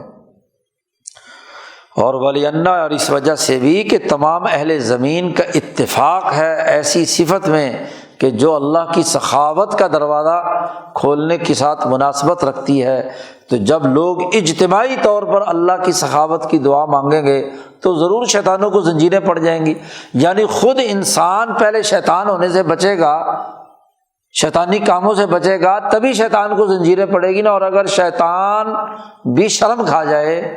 ہاں جی، ان مسلمانوں سے جو روزے رکھ کر چھریاں پھیرتے ہیں رمضان میں، تو پھر وہ کہیں گے کہ ہمارا کام ماشاءاللہ انہوں نے سنبھال لیا ہے، تو زنجیریں ڈالنے کی ضرورت ہی کیا ہے، ان کو زنجیریں ڈالو پہلے تو۔ اور یہ بات صادق آ جائے گی اس وقت کہ شیاطین کو زنجیریں پڑ جائیں گی اور فرشتے ان میں پھیلیں گے، اس لیے کہ شیطان مؤثر نہیں ہوتا مگر انہی لوگوں میں جن میں اس کے اثر کو قبول کرنے کی استعداد ہوتی ہے، جی۔ اور ان کی استعداد تبھی ہوگی جب وہ بہیمیت کے پیچھے انتہا طور پر پڑیں گے۔ رمضان کا مہینہ تو بہیمیت کو کنٹرول کرنے کا مہینہ ہے، اور ان کی حیوانیت مزید جاگ جائے کہ چینی ڈبل ریٹ پہ بیچیں، آٹا ڈبل ریٹ پہ بیچیں، باقی چیزیں کھانے پینے کی جو ہے رمضان لگائیں، تو پھر کیا بہیمیت تو بڑھ گئی۔ حالانکہ اس کو تو کم کرنے کی، جتنا بڑا حاجی روزے دار جو ہے مہنگی چیزیں بیچتا ہے اتنا ہی بڑا پاجی ہوتا ہے، تو نتیجہ کیا نکلتا ہے؟ شیطان کا شیطان نہیں بند ہوا، شیطان تو خود ہے، بند کیسے ہوگا؟ وَأَنَّ الْمَلَائِكَةَ، اور ملائکہ اسی کے قریب نہیں پھٹکتے جس کے اندر بہیمیت کی استعداد، اسی کے قریب پھٹکتے ہیں جن کے اندر اس فرشتوں والے کام کے ساتھ مشابہت پیدا ہو، اور مشابہت تبھی پیدا ہوگی جب بہیمی تقاضے ٹوٹیں گے اور ملکیت کے تقاضے غالب آئیں گے۔ وَإِنَّمَا اسْتِعْدَادُهُ بِظُهُورِ الْمَلَكِيَّةِ وَقَدْ ظَهَرَتْ، تو وہ ظاہر ہو گئی تو پھر ٹھیک ہے، شیطانوں کو زنجیریں پڑ جائیں گی اور فرشتے کے دروازے کھل جائیں گے۔ اور پھر یہ بھی ہے کہ رمضان کا مہینہ اس شب قدر کے، لیلۃ القدر کے ہونے کا مہینہ بھی ہے جس میں تمام کام تقسیم کیے جاتے ہیں۔ اور تو رمضان کا پورا مہینہ گزرنے کے بعد جب اعمال اللہ میاں دیکھتا ہے کہ ان لوگوں کے یہ کرتوت ہیں ملکیت والے، تو اگلے پورے سال میں ہاں جی اس کے مطابق فیصلے ہوتے ہیں نا۔ اور اگر اس نے پورا رمضان بلکہ پچھلا پورا سال اس نے شیطانی کام کیے ہیں، اس کا پورا ڈیٹا یہ نکلا ہے، تو پھر اس کے مطابق اگلے فیصلے ہوں گے نا۔ یہاں معاملہ یہ کہ پورا سال بدماشی اور رمضان کا مہینہ خرابی، ایک لیلۃ القدر کے نام پر 27ویں کو سجدے پہ سجدہ، پھر کہتے ہیں جی اگلے سال کا جو ہے نا حساب کتاب ٹھیک کرانے گئے تھے۔ تو یہ تو پاکستانی سٹائل ہے نا، خوب فراڈ شرار کرو اور ادھر ادھر سے منت سماجت کر کے کہو جی لے جی میری فائل ٹھیک کر دو، ہاں جی حساب کتاب میرے لیے نیا کر دو، تو یہ نہیں ہو سکتا۔ پہلی حدیث۔ دوسری حدیث جس میں نبی اکرم صلی اللہ علیہ وسلم نے فرمایا کہ جس نے رمضان کا مہینے کے روزے رکھے ایمانا واحتسابا، من صام شہر رمضان ایمانا واحتسابا غفر له ما تقدم من ذنبه، اس کے اگلے پچھلے سارے گناہ معاف کر دیے جاتے ہیں۔ دو باتیں کہیں، ایمان اور احتساب۔ اقول، میں کہتا ہوں کہ یہ ہے کہ چونکہ رمضان کے مہینے میں ملکیت کا غلبہ ہوتا ہے، مغلوب بہیمیت مغلوب ہوتی ہے، اور وہ جو اللہ کی رضا اور رحمت کے سمندر میں انسان غوطہ زن ہوتا ہے، اس کا نصاب پورا ہو جاتا ہے، تو فلا جرم، کوئی اس میں حرج کی بات نہیں کہ ایک انسان پچھلی جب توبہ کر چکا ہے تو ایک رنگ سے نکل کر دوسرے رنگ میں شروع ہو گیا۔ اس بات کو سمجھنے کے لیے پیچھے جو پہلے مبحث کے اندر ایک باب آیا تھا کہ چیزیں، اعمال جو ہیں وہ ایک دوسرے سے جڑے ہوئے ہوتے ہیں زنجیر کی شکل میں، کیونکہ ایک برا عمل کیا ہے تو اگلے برے عمل کی طرف اکسائے گا، وہ دوسرے تیسرے چوتھے، تو یہ چین چل رہی ہے۔ یا اچھا عمل کیا ہے تو وہ اگلے اچھے عمل کو، اور وہ بھی چین چل رہی ہوتی ہے۔ ہاں جی، تو مثلاً برے عمل کی چین چل رہی تھی، اور رمضان کے مہینے میں ایک آدمی نے ایمان و احتساب کے ساتھ وہ روزے رکھے تو وہ چین ٹوٹ گئی، یعنی وہ جو گناہوں کی چین تھی وہ توڑ دی، اور توڑنے کے بعد اس نے اگلی چین جوڑی ہے کہ میں اب صحیح نظریے، صحیح سوچ اور صحیح نیت کے ساتھ آگے زندگی بسر کروں گا۔ تو اس کے نتیجے میں چونکہ پچھلی چین ٹوٹ گئی ہے تو اس لیے غفر لہ ما تقدم من ذنبہ۔ لیکن اگر چین پھر جوڑ لی جا کر، یہاں تو توڑی تو تھی، لیکن اس کے بعد جیسے ہی یکم ہاں جی شوال ہوئی، عید شروع ہوئی، تو دوبارہ چین جوڑ لی، تو پھر غفر لہ ما تقدم من ذنبہ کیسے ہوگا؟ اسی طرح تیسری حدیث میں فرمایا کہ من قام لیلۃ القدر ایمانا واحتسابا، جس نے لیلۃ القدر میں ایمانا واحتسابا کے ساتھ گزاری قیام کیا تو اس کے لیے بھی غفر لہ ما تقدم من ذنبہ۔ تو اس کا معاملہ بھی یہی ہے۔ میں کہتا ہوں، شاہ صاحب کہتے ہیں کہ لأن الطاعۃ اذا وجدت، اس لیے کہ جب کوئی عبادت اس وقت کی جائے کہ جب روحانیت پھیلی ہوئی ہو اور عالم مثال میں اس روحانیت کی سلطنت غالب ہو، تو وہ دل کی گہرائیوں پر اثر ایسا کرتی ہے کہ جو دوسرے ماحول میں ویسا اثر نہیں ہوتا، اور اس اثر کو قبول کر کے انسان عزم کر لے کہ پچھلی گناہوں کی چین توڑوں گا، آئندہ صحیح طریقے سے کام کروں گا، تو یہ عزم اور وہ کام کر لے تو پھر غفر لہ ما تقدم من ذنبہ۔ چوتھی حدیث لائے ہیں، نبی اکرم صلی اللہ علیہ وسلم نے فرمایا کہ ہر ابن آدم جو بھی وہ عمل کرتا ہے اچھا، اگر ایک اچھا عمل کرے گا تو اس سے 10 گنا سے لے کر 700 گنا تک اس کو کیا ہے، اس عمل کا اجر ملے گا۔ لیکن اللہ پاک نے فرمایا الا الصوم، سوائے روزے کے، اور روزے کے بارے میں فرمایا کہ فإنہ لی، روزہ میرے لیے ہے، وأنا أجزی بہ، اور میں اس کی جزا دوں گا۔ کیوں؟ اس لیے کہ اس نے اپنی شہوت کو اور اپنے کھانے پینے کو صرف میری وجہ سے چھوڑا ہے، تو اس لیے تم فرشتے حساب کتاب کرنے کے بجائے میں خود اس کا حساب کتاب کروں گا۔ تو اس حدیث کی لاجواب تشریح یہاں شاہ صاحب نے کی ہے۔ شاہ صاحب سے پہلے کسی نے اس حدیث کو اس طریقے سے واضح نہیں کیا۔ شاہ صاحب کہتے دیکھو، اس جو دگنا تگنا نیکیوں والا جو راز ہے نا، اس راز کا معاملہ یہ ہے کہ ان الانسان اذا مات، ایک انسان جب مر جاتا ہے اور اس کی جو بہیمیت کی مدد ہے وہ اس کی منقطع ہو جاتی ہے، بہیمیت ختم ہو جاتی ہے، چونکہ ملکیت آگے جا رہی ہوتی ہے، اور وَأَدْبَرَ عَنِ اللَّذَّاتِ الْمُلَائِمَةِ لَهَا، جو لذتیں بہیمیت کی ساتھ ہاں جی مناسبت رکھتی تھیں وہ سب کی سب پیچھے چھوڑ دی ایک آدمی مرنے کے وقت۔ ملکیت پوری ظاہر ہوتی ہے، اور ملکیت کے انوارات انسانی طبیعت پر ہاں جی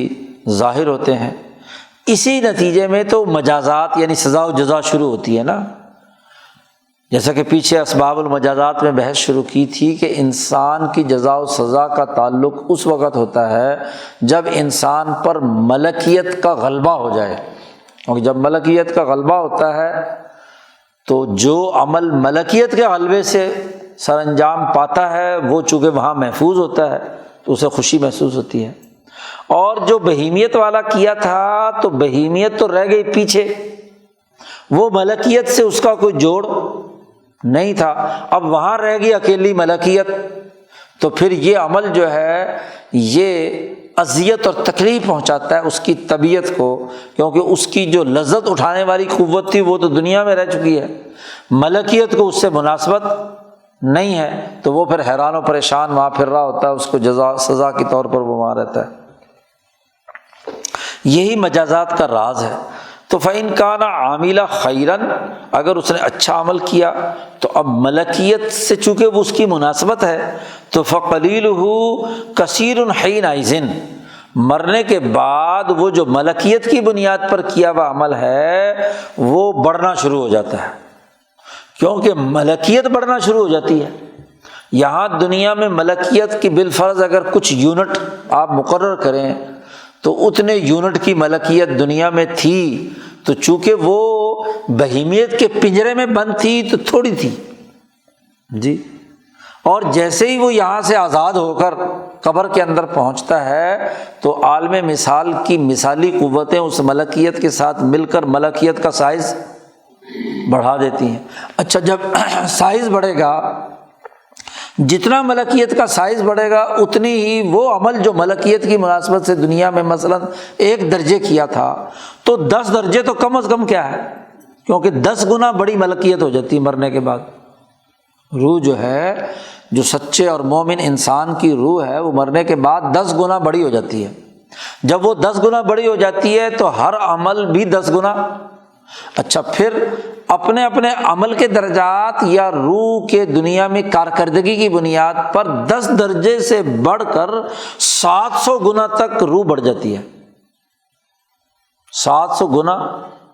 تک مثلا اولیاء اللہ کی جو مقربین بارگاہ الہی ہیں، انبیاء ہیں، ان کی ارواح مقدسہ یہاں سے جانے کے بعد،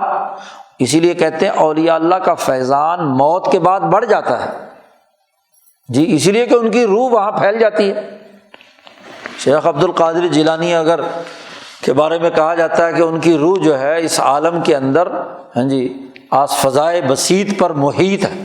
جی، تو وہ اتنی ہی کیا ہے، وہ روح بڑھ گئی جی۔ خاص طور پر وہ جو ان کے سلسلے قادریہ کے ساتھ جڑے ہوئے ہیں، ان کی روحوں کے اوپر اس روح قادریہ کا کیا ہے، اثر ہوتا ہے، تو وہ روح اتنی ہی وسعت اس کی اختیار کر لیتی ہے،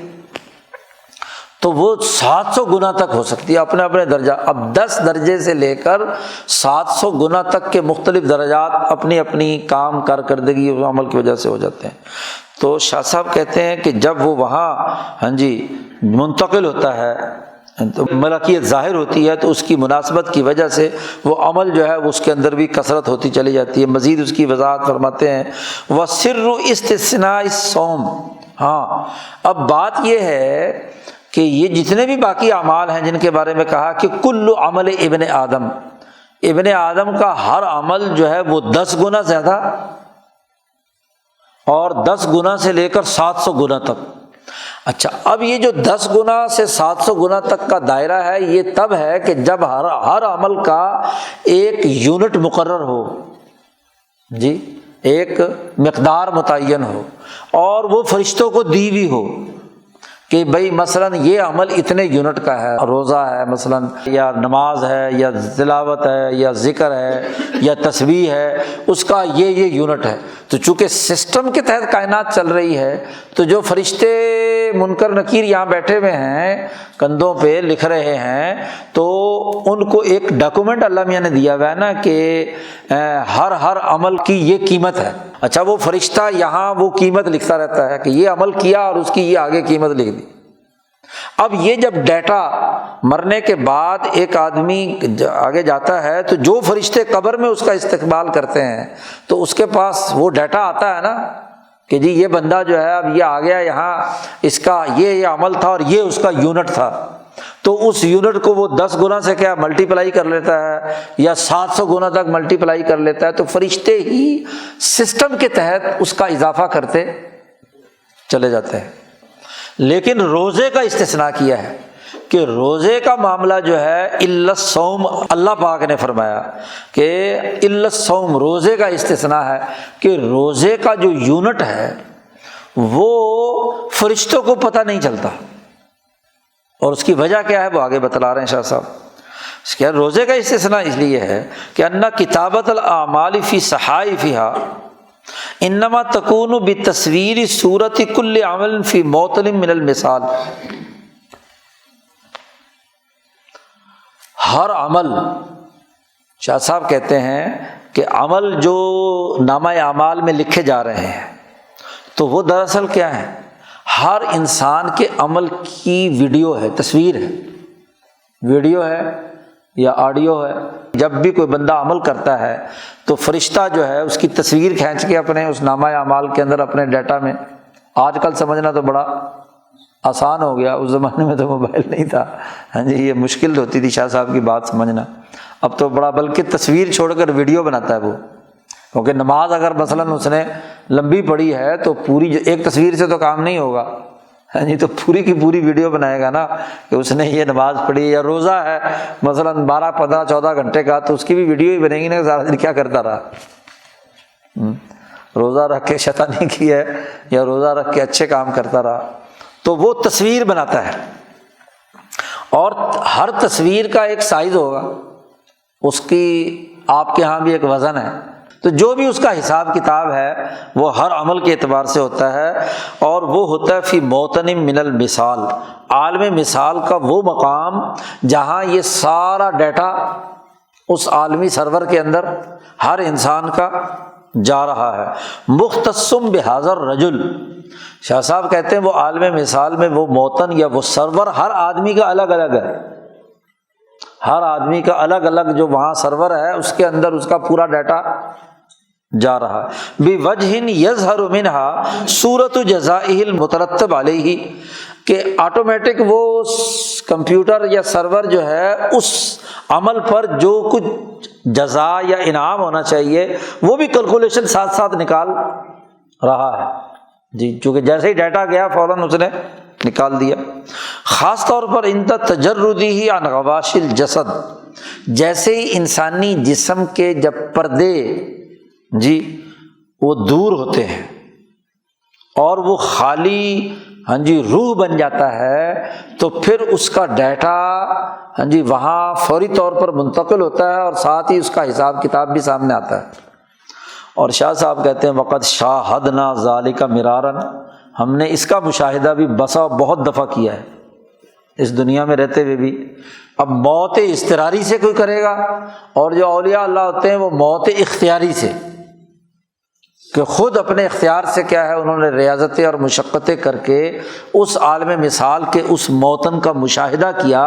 جہاں یہ تصویریں پہنچ رہی ہیں، اور ساتھ ہی جزا و سزا کا عمل بھی ہو رہا ہے، تو اس کی جو نتائج ہیں وہ بھی سامنے آ رہے ہیں۔ وہ تصویریں جو ہے بعض تصویریں شاہ صاحب نے خود بھی دیکھی، اور اسی کی بنیاد پر کچھ لوگوں کی گرفت بھی کی، کئی دفعہ واقعہ میں سنا چکا ہوں۔ اور شاہ صاحب کہتے ہیں وشاہدنا، ہم نے اس بات کا بھی مشاہدہ کیا ہے کہ ان الکتب کثیرا، یہ جو لکھنے والے ہوتے ہیں نا، ویڈیو بنانے والے اور ڈیٹا جمع کر کے ملٹی پلائی کر کے اس کے جو نتائج دینے والے، نمبر دینے والے، ان کاتبین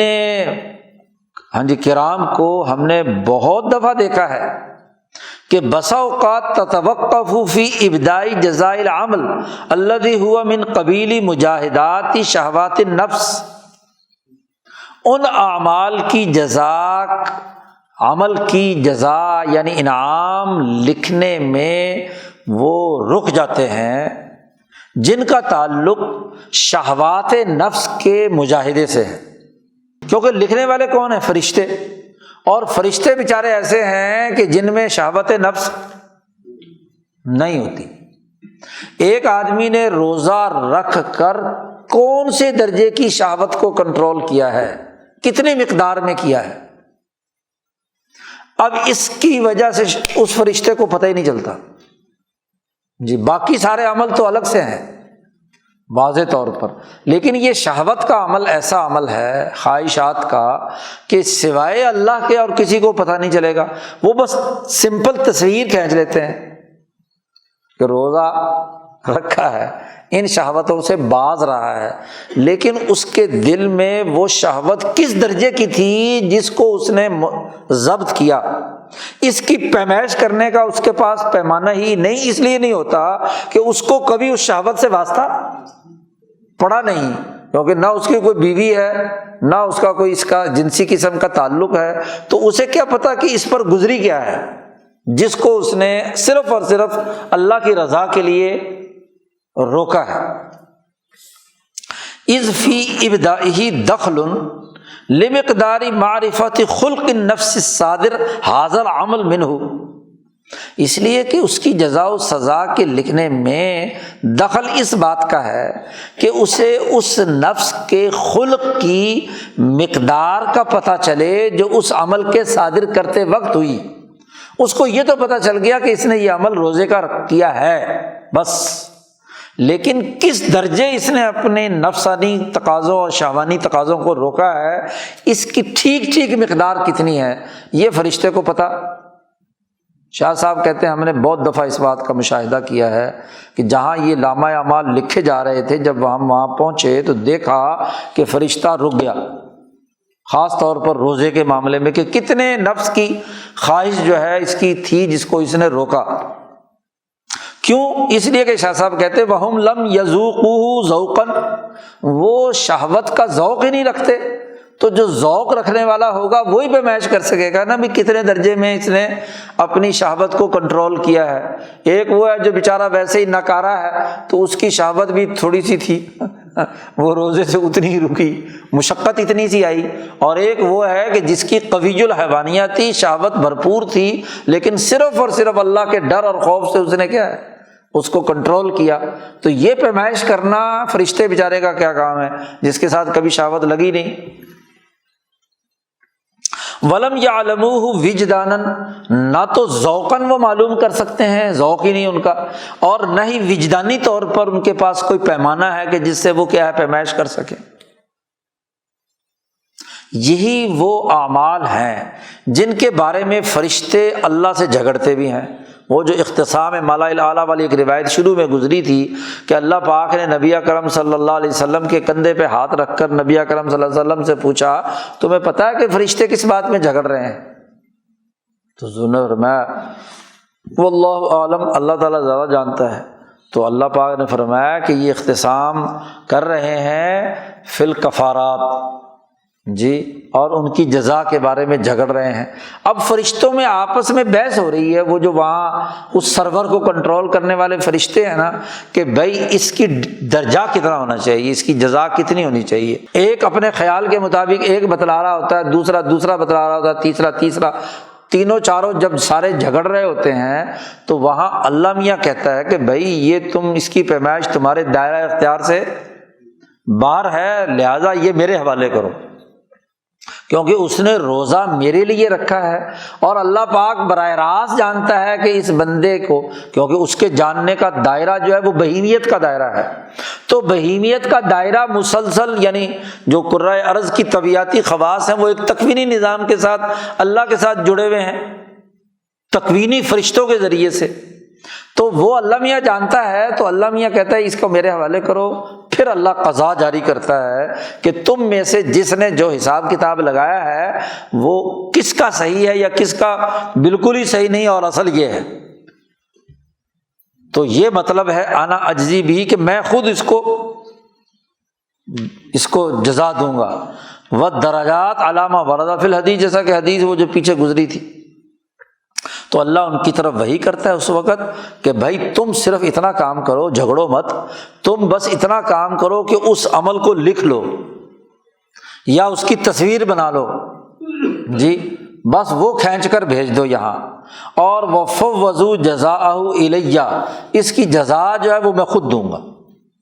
یہ مطلب ہے اس حدیث کا کہ میں روزے کی جزا ہوں۔ اب یہ تشریح سوائے شاہ صاحب کے کسی نے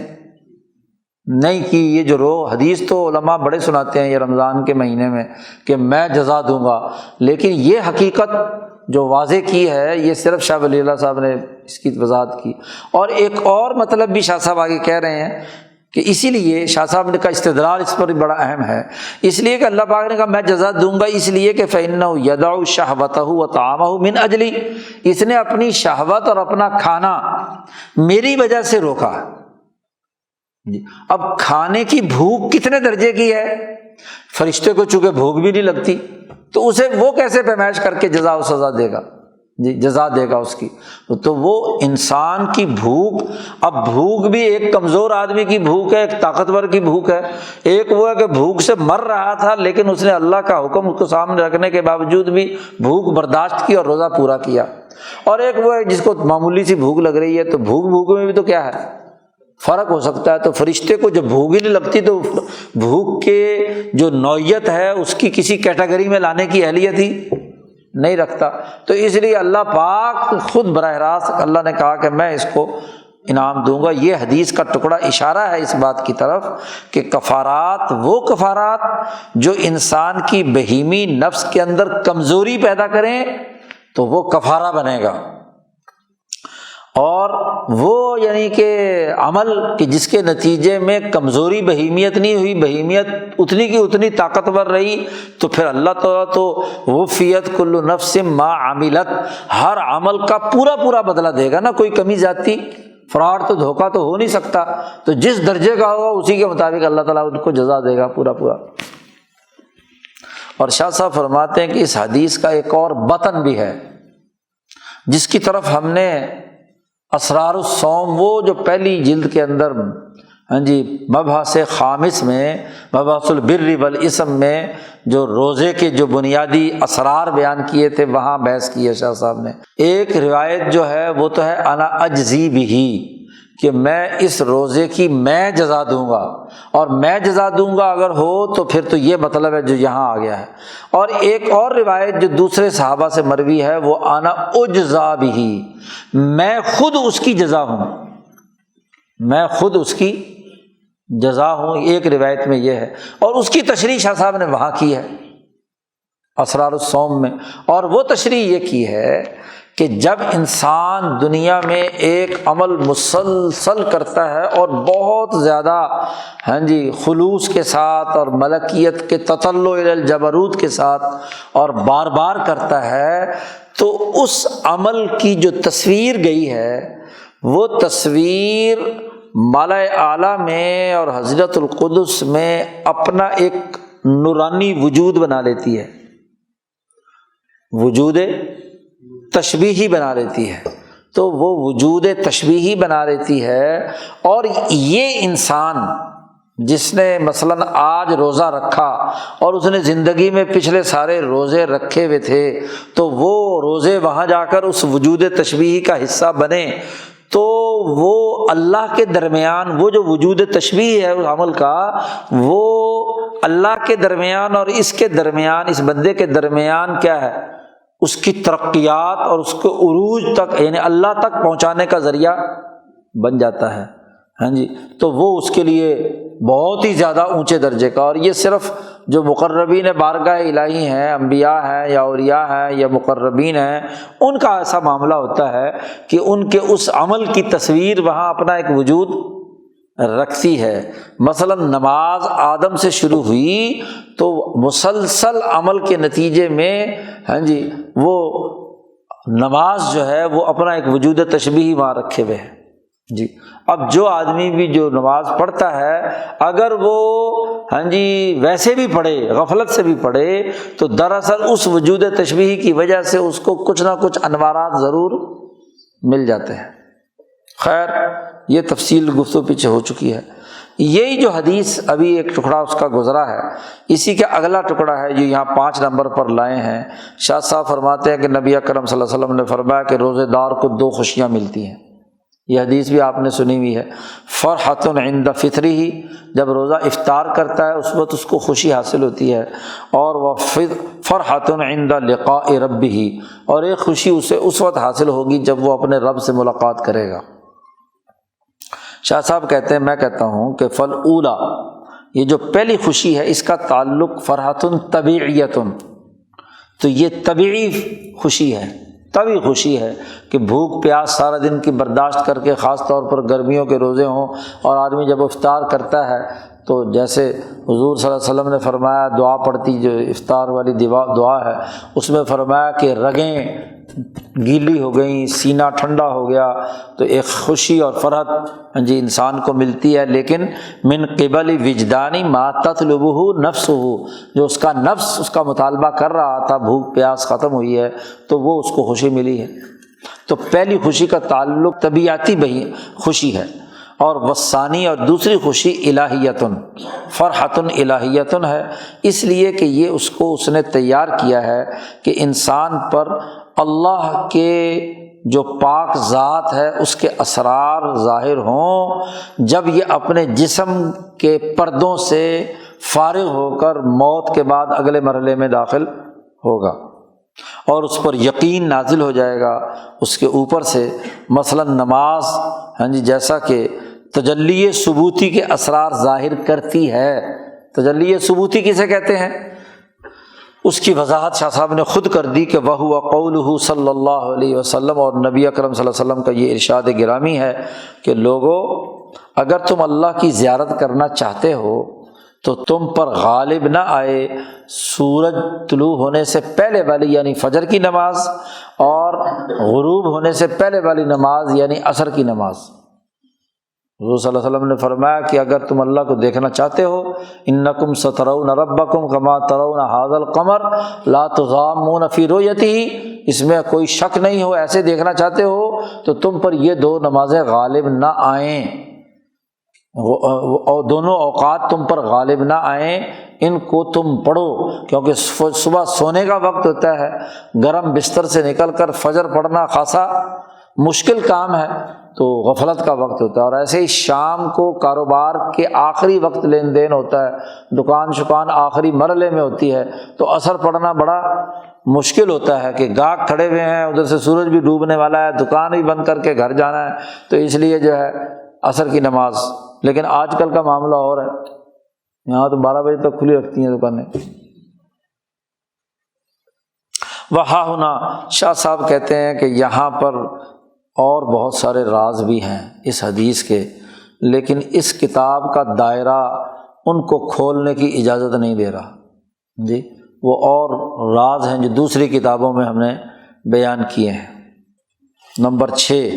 اسی حدیث کا ایک ٹکڑا یہ بھی ہے جو عام طور پر آپ نے بھی سنا ہے کہ روزے دار کے منہ کی بو اللہ کو زیادہ پسند ہے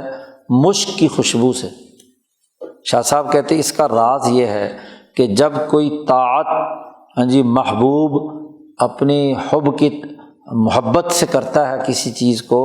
تو وہ بھی عالم مثال میں اپنا ایک وجود رکھتی ہے، اور وہ مقام طاعت وہاں پر موجود ہوتا ہے۔ تو نبی اکرم صلی اللہ علیہ وسلم نے فرمایا کہ اس کے نتیجے میں ملائکہ میں شرح صدر پیدا ہوتا ہے، اور اللہ کی رضا آتی ہے ایک پلڑے میں فی کفتن، اور انسانی نفوس کی جو شرح صدر ہے وہ ایک دوسرے پلڑے میں آتی ہے مشک کی خوشبو کی طرح۔ تو وہ مشک کی خوشبو سے جو اس کی مشابہت ہے، تو اس کو نبی اکرم صلی اللہ علیہ وسلم نے بیان فرمایا، آپ نے ان کو بتلا دیا اس غیبی راز سے، گویا کہ آپ نے مشاہدہ کیا تھا کہ انسانی اعمال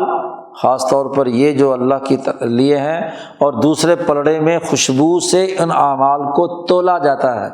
تو اس میزان کو حضور کو مشاہدہ کرا دیا گیا، تو حضور نے اس کو یہاں ان الفاظ سے بیان فرما دیا۔ اسی طرح 7ویں حدیث، اور وہ بھی اسی حدیث کا ایک آخری ٹکڑا ہے، وہ بھی آپ رمضان میں سنتے رہتے ہیں کہ الصیام جنۃ، کہ رمضان کے جو روزے ہیں وہ ڈھال ہیں شیطان سے بچنے کے لیے۔ شاہ صاحب کہتے ہیں اقول، میں یہ کہتا ہوں کہ لأنہ، اس کے نتیجے میں شیطان اور نفس کے شر سے انسان بچتا ہے، اور ان کی تاثیر سے دور ہو جاتا ہے، ان کی مخالفت کرتا ہے، اسی لیے اس کے حق میں یہ لفظ استعمال کیا کہ ڈھال، جیسے ڈھال سے انسان دشمن کے وار سے بچتا ہے، ایسے روزے کی وجہ سے کیا شیطان کے وار سے بچتا ہے۔ بتنزیہ لسانی، کیونکہ اپنے اقوال اور افعال کو یہ بچاتا ہے، افعال شہویہ سے بچتا ہے، اور اسی کی طرف اشارہ ہے کہ رمضان کے روزے میں کوئی آدمی فلا یرفس، جو آدمی روزہ رکھتا ہے اس کو چاہیے کہ وہ وہاں رفس کا کام، رفس کہتے ہیں ہر وہ عمل جو مرد اور عورت کے درمیان بغیر زبان سے ادا کیے ہوئے جو اشارے کنائے یا اعمال ہیں ان کو رفس کہا جاتا ہے، تو یہ رمضان میں نہیں ہونے چاہیے۔ اور ایسے ہی وہ افعال جو درندگی والے ہیں، اور اس کی طرف اشارہ کیا ہے جملہ حدیث میں لا یسخب، شور شرابہ مچانا، چیخنا چنگھاڑنا جیسے شیر دھاڑتا ہے مثلاً، اور ایسے ہی وہ اقوال ان کی طرف اشارہ کیا ہے حضور صلی اللہ علیہ وسلم نے اپنے اس قول سے کہ کوئی آدمی گالی نہ دے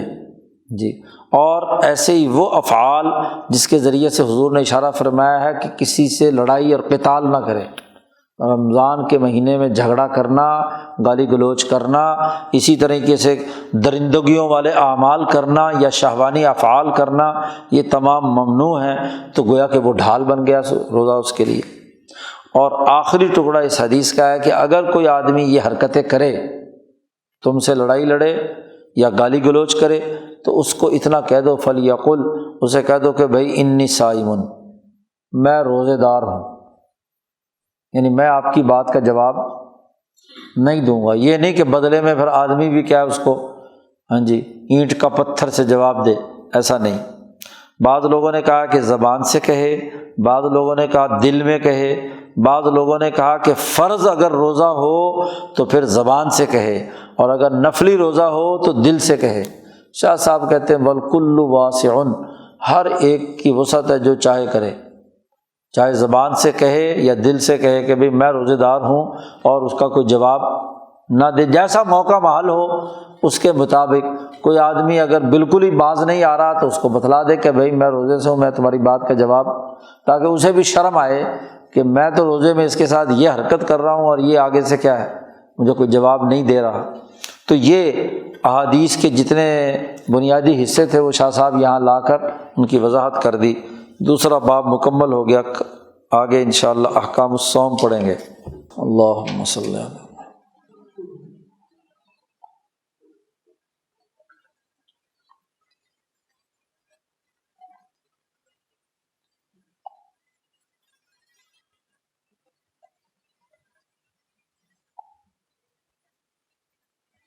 اجمعین۔